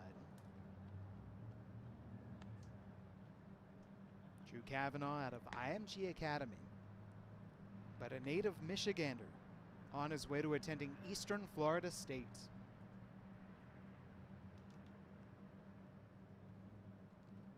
I looked down there at him, and I thought to myself, that's not number 23 on his back, that's number 20. And he takes ball 4.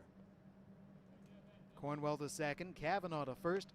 Gabe Sotrez is coming up yet again.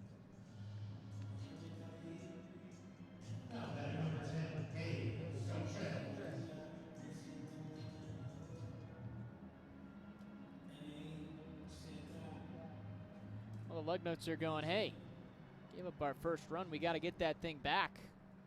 Trying to get the 11-run lead cushion again. It has been a great game for Gabe. Ball 1. In the second inning, the Michigan State Spartan drew a walk, stole second, scored the very first Lugnuts run. Came in on the single by Connolly. The next inning, he singled in a run, and then he scored a run. And then most recently in the 5th, he stole 2 bases, and he scored run number 11. There's a strike from Aben. If he gets on, he's scoring. That's what you're telling me. That's what I'm telling you. That has been his move. Sotrez has now scored 7 runs, and this is just his 5th Lemonade League game. Well knocked down by Paladar.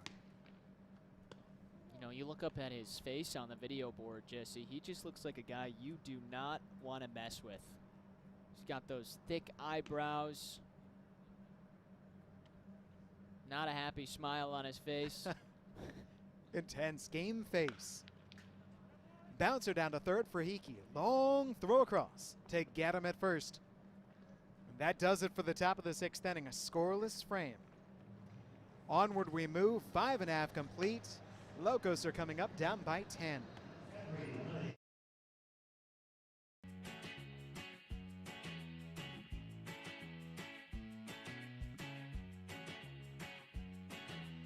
Every Lemonade League game broadcast is brought to you free across multiple social and digital platforms. including the Lugnuts Facebook and Twitter pages. Not only that, Vimeo, Twitch. Why? Because it's made possible thanks to these following Lugnuts partners: Farm Bureau Insurance, Jackson National Life Insurance, Dan Henry Distributing, Granger, General Motors, Blue Cross Blue Shield, LAFQ, Dean Transportation, WMU Cooley Law School, Capital Region International Airport, Lansing Board of Water and Light, Physicians Health Plan, Meyer, Gordon Food Service, MI Student Aid, and Sparrow. We thank them for allowing us to bring you these Lemonade League games absolutely free.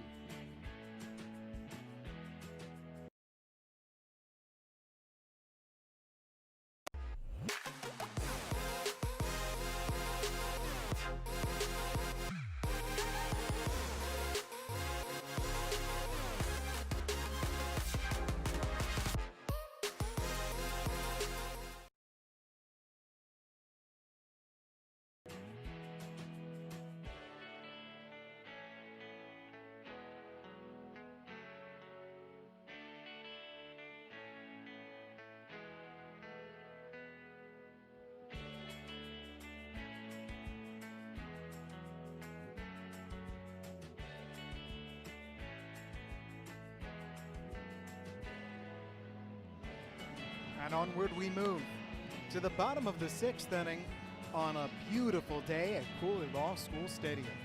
There you can see the fans sitting socially distanced out beyond the left field wall out at Good Hops. Lights are on. The sky is still blue, but Adam Jackson, I know you are watching that sunset already. We're getting close. I think we're going to get another beautiful one tonight. Logan Welch at third base. Darren Davis at shortstop. Mark Connolly is at second. At first, Dan Chamorro, and there's the new man on the mound, the right-hander Garrett Larner out of Cleary. Zach Hickey steps in, and here's your first offering. Fastball up and away. So we're going from Marnin to Larner. Cameron Martin went 2 innings. He allowed 1 run on 1 hit. He hit 1 batter. He struck out 3.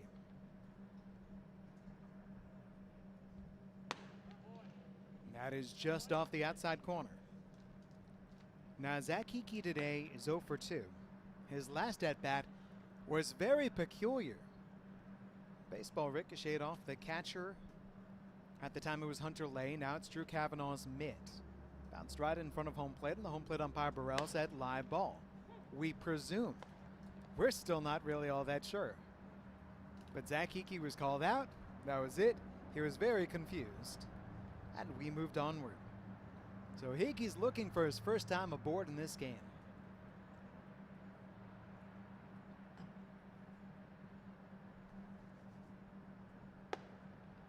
And he has worked the count to 3-1. Zach Hickey wears number 13. The fun thing is, when it was time for Zach to get his uniform number, he was very aggressive in telling the people, Matt Hicks, Retail, Ryan Brickner, Clubby, I do not care which uniform number you give me. That's grounded foul off of his own body. He's a pretty laid-back guy. I teased him about that. I said, it sounds to me like you actively care about how much you do not care. Adam, you know him very well. You're a CMU Chippewa. Hickey, a CMU Chippewa. Hickey's brother, a CMU Chippewa. Hickey's dad, a CMU Chippewa.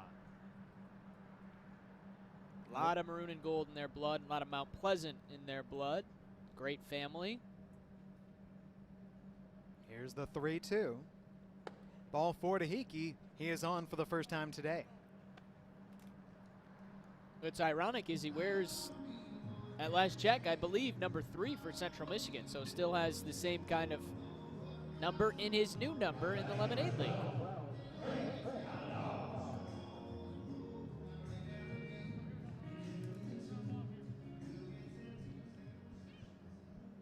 Here's Craig Paladar.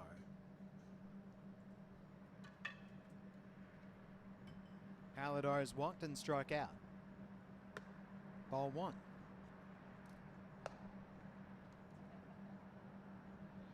Well, Garrett Larner's first time on the mound in the Lemonade League. Adam, this was the trouble, was simply his command. He walked 6 batters in that outing. Paladar skies it on the left side. Shortstop Darren Davis without number 1. Well, that's all you want. Throw the balls in the zone. You've got a 10-run lead. Make them hit it. Let your defense go to work behind you.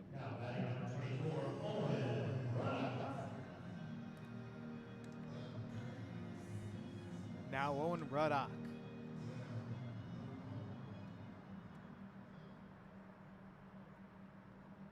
(11-1), the Lugnuts lead. And the Locos are down to their very last 5 outs. How about that for a front door breaking ball? Wow, that was beautiful. Perfectly located. Not much you could do with that one.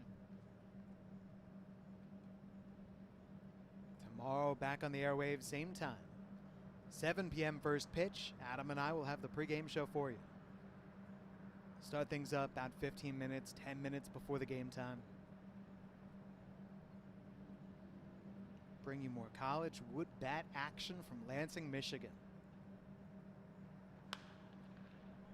No balls, 2 strikes on Ruddock out of Davenport.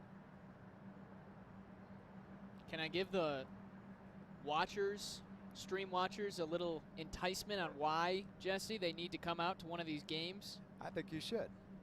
Okay. First, though, the 0-2. Trying again for that breaking ball, missing in. And nearly got it. So, Jesse, if you come to one of these games, you can't sit in the seats. You're going to sit out in left field, center field area. And there's a spot out there, the Good Hops Craft Beer Bistro. You can get some drinks, you can get some food, and we're going to emphasize the food. Chopper down to third. Logan Welch up with it. To second, 1. That's it. Have you seen this burger that's available? It's called the BBP&J. It's a half-pound steak burger, and it's paired with, yes, I'm saying this correctly, peanut butter, banana slices, and chef's own bacon jam. Looks like they're watching some basketball out there, too. Yeah, so you got NBA action, potentially MLB action, of course the Lemonade League. And most importantly, you've got the BBP&J, peanut butter, bacon, jam, and a steak burger. I got to try that. Okay, that is just one item on the menu. You're going to have to check out the entire menu. It's wild. Cal Johnston takes a strike. But that one first. I got to know about that. I have no idea how that would taste and how any of those flavors all together work, but I got to try it. Go to LansingLugnuts.com. Call up the Cooley Law School Stadium box office. Get your tickets. And get your BBP&J burger. Just inside, Cal Johnston batting 8th on the order for the Locos. The DH has been hit by a pitch and he is struck out watching. Owen Ruddock is at first base for the Locos, 2 gone. 3 balls and a strike on Johnston.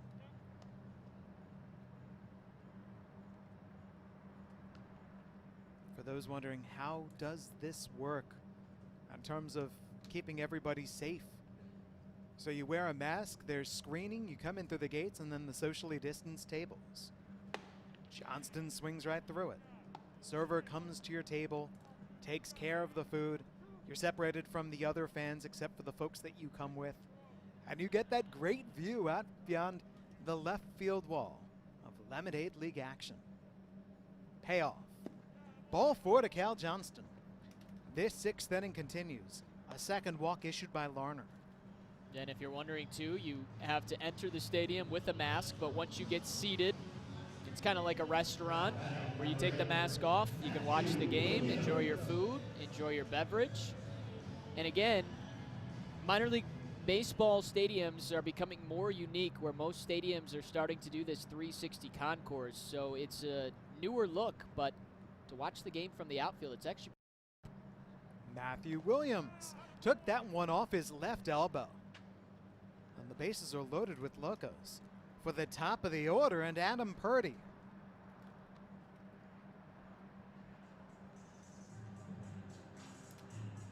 Well, you can never count the Locos out. Multiple times they've come back. I know it's a 10-run deficit. It's a long way to go. But they've got the offense to sneak back into this game.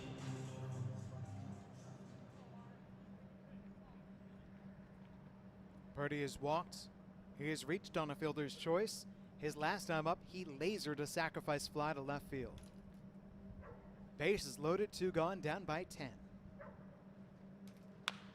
Chops the first pitch back to the pitcher, Larner. The underhand over to Morrow. He's out of the jam.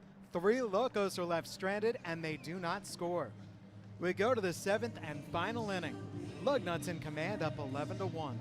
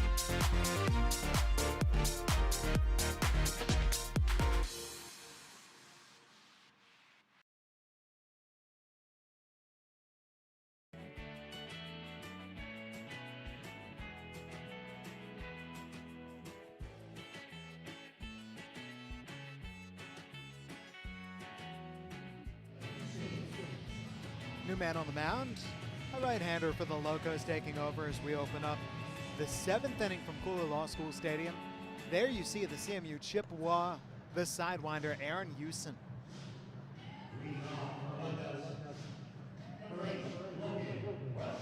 Houston against Welch, Badalamenti, and Davis. 8-9-1 in the Lugnuts order. Last chance to add some insurance to a very slim lead, only by 10. 11-1 Lugnuts right now in the 7th and final inning. And Houston's looking for a little bit more of a cleaner outing here. He's given up 5 runs, 3 earned so far with 4 walks. Does have 8 strikeouts though, and you can see Jesse can fool you a little bit with that interesting delivery that he's got. Logan Welch has struck out once today. That one just zooming outside. Welch has also drawn 2 walks and he has scored a run. But Aaron Houston, you said it, strikeout machine. Fastball, slider, 1-2 pitch, gets him on the outside corner, and Houston records yet another K. 1 up and 1 gone.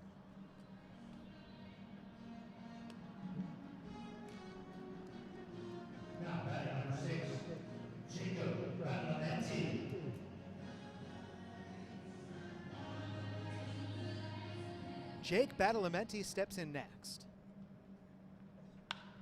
Swings away at the first pitch, golfs it up. Down the right side into foul ground. Preston lost it. Second baseman Ruddock trying to bail him out, could not make the grab in the pen. And so, simply strike 1 for Badalamenti. Well, it would have been a tough play there for Preston because he was trying to maneuver himself around Mitch Tresiak, the first base umpire. And then you're right, he put his arms out, didn't know where it was, and Ruddock, by the time he realized that Preston didn't know where it was a little bit too far out of his grasp.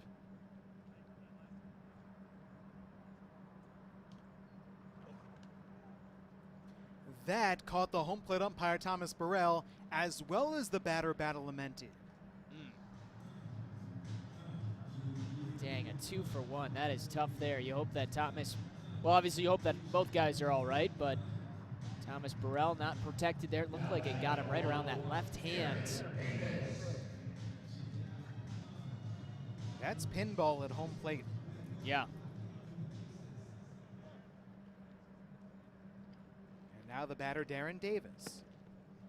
That hits the outside corner. Davis today is 1 for 3 with a 2-run single, a walk, and 2 runs scored out of the leadoff slot for the Lugnuts. Just another day at the office for him, right? Yes, indeed. Houston checks on the runner. Amazing the consistency he continues to have in this league. 11-1 Lugnuts. Darren Davis a big part of that. Ball and a strike.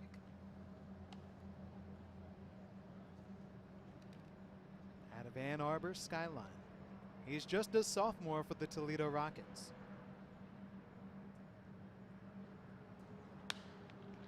Does not have solid contact here. Popped up in a shallow right, and Steigels can't find it, but Ruddock this time does bail out his teammate. Pop out to the second baseman. And there's 2 gone in the 7th inning. They're having major problems looking up into the sky with the lights. Yeah, and both of those balls right in the same spot. One was fair, the other foul, but right around 5-6 feet apart.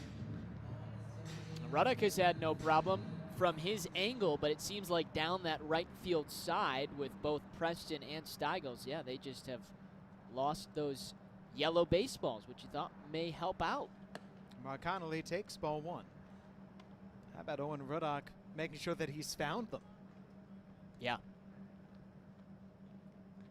Connolly batting second of the order, 1 for 4. Flies this one to left center field. Drawing a bead, Matthew Williams makes the catch from left. Side retired, and a scoreless frame for Aaron Houston stranding Badalamenti. We go to the bottom of the 7th inning, and do we have a miracle comeback ahead of us? The Locos need 10.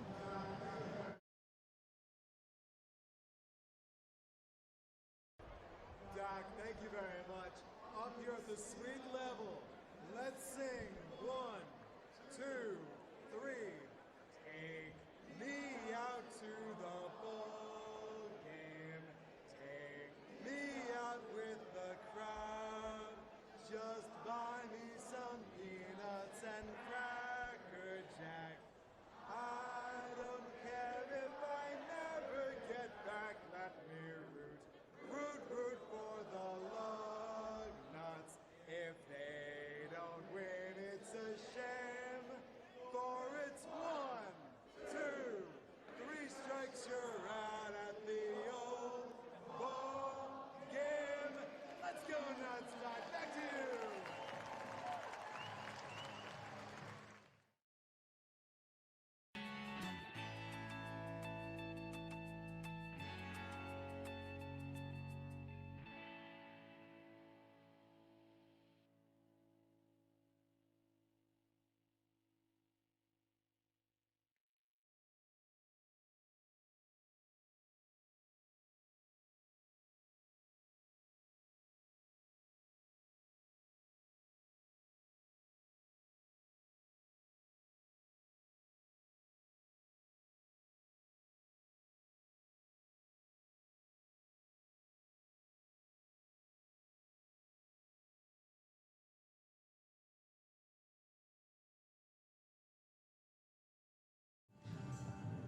Lugnuts are 3 outs away from an 11-1 win over the Locos.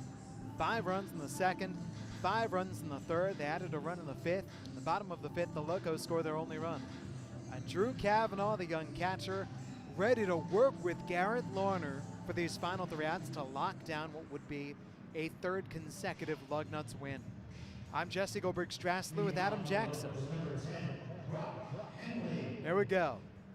Brock Henley will get us going in the bottom half of the 7th inning. Batting in place of Brandon Shire. And he takes ball 1 down low. When it's an 11-1 game, get everybody involved. We've seen Henley play very well so far in the Lemonade League. Out of Davenport. 2 balls and no strikes. And if you're Larner right here, just pump the zone. Put it in there, make the guy swing, let your defense go to work. You got a 10-run cushion and 3 outs away from a third straight victory for the Lugnuts. Bouncing ball punched foul down the right side into the tarp where it disappears. We've got more pinch hitters waiting. It looks like Ben Compton will bat next for Michael Steigels. Then up after him it would be Alex McCormack for Cade Preston. Empty the bench, see if we can get a little spark here in the 7th, as you said, with a 10-run deficit. Why not? Curveball up and in.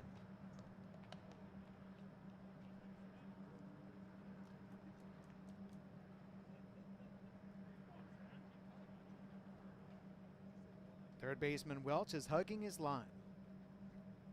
Here it comes. Went around too far.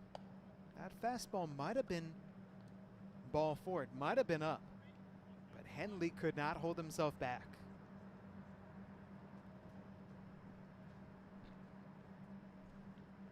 So this is a payoff pitch.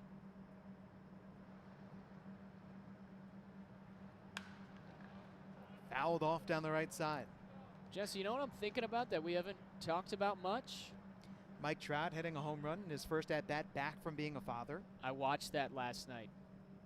That was breaking ball. I don't know how he got that thing out. That was impressive. He's really good. Daddy Trout. That was not what I was talking about, though. Larner brings it. Struck him out watching. Catcher Cavanaugh applies the tag, finishes off the K, and the first strikeout for Larner. First out of the bottom of the 7th. So one of the unique things about Cooley Law School Stadium, Jesse, is the apartment complex that's just beyond the outfield. It extends from left center over to right center. What a great time to live in those apartment complexes. By the way, here's that last strike 3. Fastball getting Henley, who thought that he had drawn ball 4. Yeah, great pitch right there at the knees. Excellent work by Larner. Here's Ben Compton pinch hitting for Michael Steigels. Curveball over his head. Now, it's true, Adam, that we haven't discussed that. I mean, at a time right now where you can't really go to live sporting events, and you get an opportunity, if you live in those apartments, to just open up the balcony, peer out, watch some baseball live. Compton rips it through the left side. A base hit. Zaid Walker gets it in. 1-out single for Compton. Olivet Comet is on. And here comes Alex McCormack from Grand Valley State. I was just reminded because I've seen a few different people out there, out on their balconies, sitting and watching some baseball. Again, you can do it, get a lot of opportunities. 70 when the Lugnuts are playing, but this year being so unique and not having as many opportunities to see live sports. Great time to live in the outfield lofts. Fastball snaps in. Strike 1 to McCormack. I like just looking out there at the different decor on the different balconies. The electric palm tree, straightaway center field. Yeah, it's a great look up there. 3rd level. Ball and a strike on McCormack.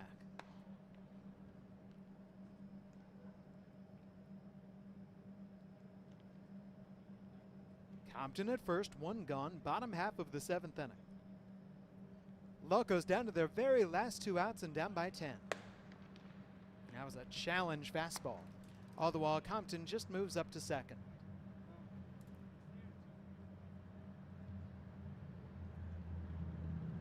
Might as well put yourself in scoring position. McCormack comes through with a single, gets yourself in, bring the Locos within 9. Strike 3 called on the outside corner. 2nd strikeout for Larner. What a punch out. Motion right there from Thomas Burrell. Did you see that thing? Yes. Enthusiastic with the fist pump there in the back. I like it. That, to my mind, is what an umpire lives for. Got to practice that in the mirror. Here's Garrett Lanker to pinch hit for Zach Hickey. Strike 1 on the inside corner. All right, they want to show the replay of the strike three, which, Adam, I'm going to let you do the play-by-play of this strike three call by Thomas Burrell. Here's the pitch. Yeah. It hits the corner. Boom, right there. The strong right arm. Don't mess with him back there. Off speed inside. I don't Hits know the if air he, with fist. I don't know if with some force that you could feel the air shuddering. no gym's open right now, but he's clearly got dumbbells at home. Ball and a strike is the count on Garrett Lanker out of the Colorado School of Mines.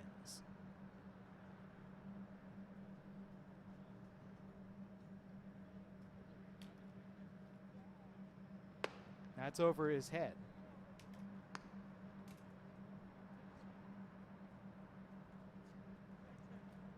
If it gets to him, Craig Paladar is waiting on deck to bat for himself.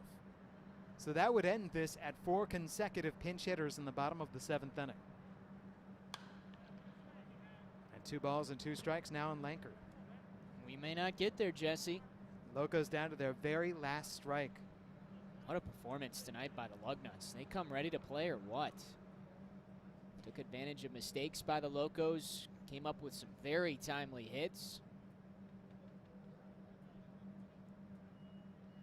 Here you go. On 2-2. Check swing. On appeal. No, he did not. Larner was hoping he did. Garrett Larner against Garrett Lanker. Bottom of the 7th and final inning. Locos down 11-1. The at-bat continues.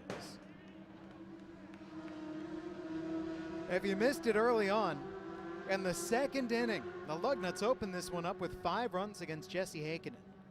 That was capped off by an Andrew Morrow 2-run homer. First home run in Lemonade League play. They scored 5 more runs in the 3rd, and they've been on their way. And now 1 strike away from ending this thing. Ben Compton's the runner at second base for the Locos.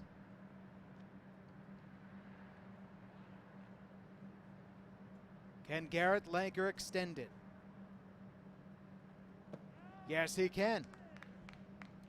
A walk for Lanker on their runners at 1st and 2nd with 2 gone to bring up Craig Paladar. Here comes the pitching coach, Riley McCauley.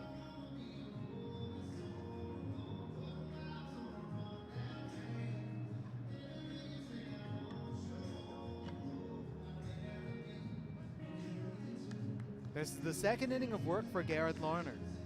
In the 6th inning, he battled his control. He walked 2, he hit a batter, but he got out of it. And really, Adam, when you look at the Locos' offensive chances, the fact that they loaded the bases in the 6th inning, they had loaded the bases in the 2nd inning.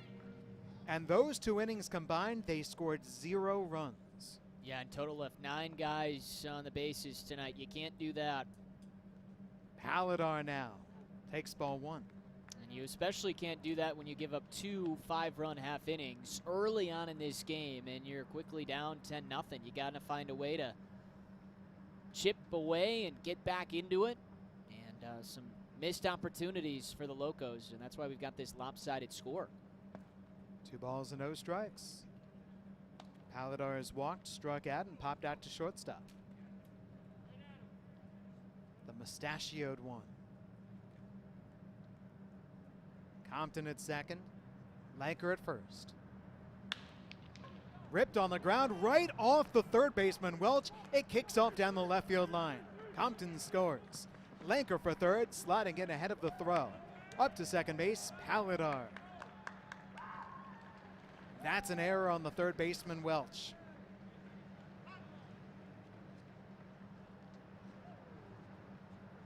Well, it's a tough play there, but if Welch makes it, he can just go tap the bag at 3rd, and this one's over. But came pretty quick. Couldn't quite get his glove all the way on it, and the Locos still alive. Down by 9. And here's Owen Ruddock.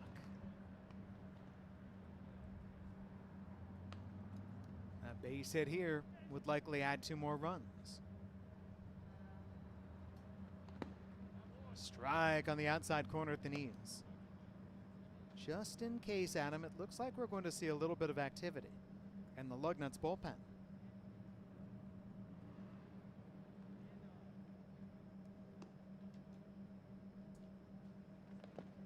Ball and a strike on Owen Ruddock, batting 7th in the order. The Locos second baseman is 1 for 3 with a double. But even that double didn't go right for the Locos. He had overrun second base. He had rounded the bag too far. Lowe came in. He was tagged out.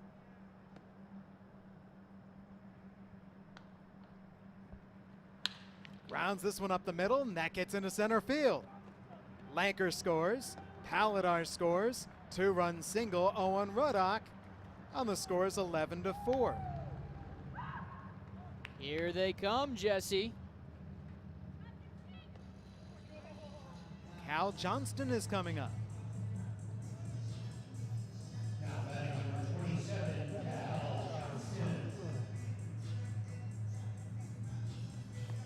This is one of those things you know, where the coach would say at the end of the game, I was proud that my guys fought all the way to the end.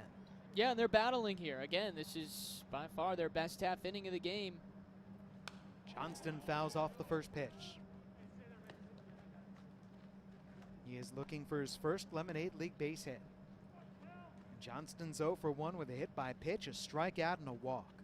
Well, and if you're Larner here, just, settle back in, give up a few runs, still have a big lead. Just go attack the hitter, get that final out. Ground ball down to third. Welch up with it. Throw across. Got him. This ball game is over. The Locos score 3 in the bottom of the 7th inning, and that is all. Lugnuts win their 3rd consecutive Lemonade League game. Final score 11-4. Well, really impressive stuff from the Lugnuts tonight. They jumped out early with the 5-run second and 5-run third and just really never looked back from there. Ethan Young did his part along with Cameron Martin, and Garrett Larner able to get the final outs to win this thing. 3 in a row for the Lugnuts, starting to play some good ball. And as we bring it here to the broadcast booth for Lugnuts postgame and Locos postgame in this Lemonade League, let's see how we want to arrange this. And that way all of us can be nice and socially distanced. Get our white balance right, and we can go from there. As we break it all down, Game 6 in the Lemonade League. Bringing it into the broadcast booth itself as you see the dugout right now.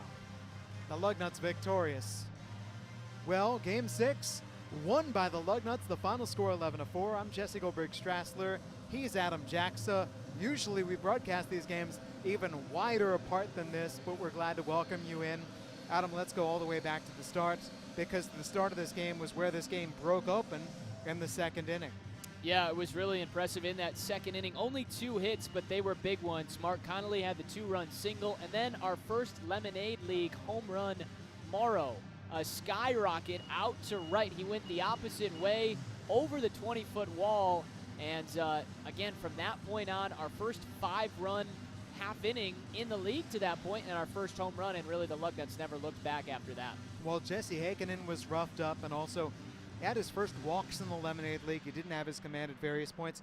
On the other side, Ethan Young, the starter for the Lugnuts, walked 4, but beyond that, they couldn't scratch anything against him. Yeah, he didn't get any strikeouts, the 4 walks, but no runs. So it wasn't as efficient, I'm sure, as what he would have liked to have been, but still got the job done and gave the Lugnuts that good start that they were looking for. As things continued, it just became easy as it went on for the Lugnuts. They built up that 11-1 lead. They won it 11-4 in the end. Let me ask you for some players that we can highlight. Which individual hitters stood out to you? Well, no doubt, you look down just at the scorebook right here, and Andrew Morrow with that home run. I mean, the top of this card was so good tonight. Darren Davis reaching a couple of times with a walk and a single. Mark Connolly gets on with the 2-run single. The home run, the walk from Morrow. Really good at the top of the table. When you can set the lineup with those 3 guys, you make it so much easier and take off some pressure from the guys below that. And I think the Lugnuts fed off that tonight. They got those timely hits, and those helped lead to the 11 runs. So the Lugnuts have won their 3rd in a row. They'll look to win a 4th consecutive Lemonade League game tomorrow night, 7 p.m., Game 7. We'll be on the airwaves with your pregame show starting about 6:45. We'll see how everything goes. We want to see you here, though. The gates open up at 6 p.m. Go to LansingLugnuts.com or call up the box office. That's at 517-485-4500. Adam, you made the case why folks should be here. You got to go get that burger out there. I mean, it's got peanut butter, it's got jelly, it's got bacon, and you got a burger patty on there. So, and it's Game 7. Game 7s are always must watch, regardless of if it's a playoff series or not. It's Game 7 of the Lemonade League. This is a stretch of 5 consecutive days with baseball, stretching around through Sunday. Sunday, as a matter of fact, will be a doubleheader here at Cooley Law School Stadium. For tonight, though, it's time for us to wrap it up. Adam, any final thoughts? No, just really impressed tonight by the Lugnuts, and again, they've started to find that consistency. Had the comeback win on Saturday, 5 straight runs. Come out, dominate tonight, 3 in a row. What do the Locos bring to the table tomorrow? I'm excited to see if they can potentially bounce back and what we have in store tomorrow. Sounds good. I'm looking forward to it. For Adam Jackson, I'm Jesse Goldberg-Strassler. Huge thanks to the crew, everybody pitching in, making sure that you can see this Lemonade League baseball game. Terry, Daniel, everyone right on down. Big thanks. Check out everything. Go to LansingLugnuts.com. But until tomorrow, we wish you well from the Lemonade League.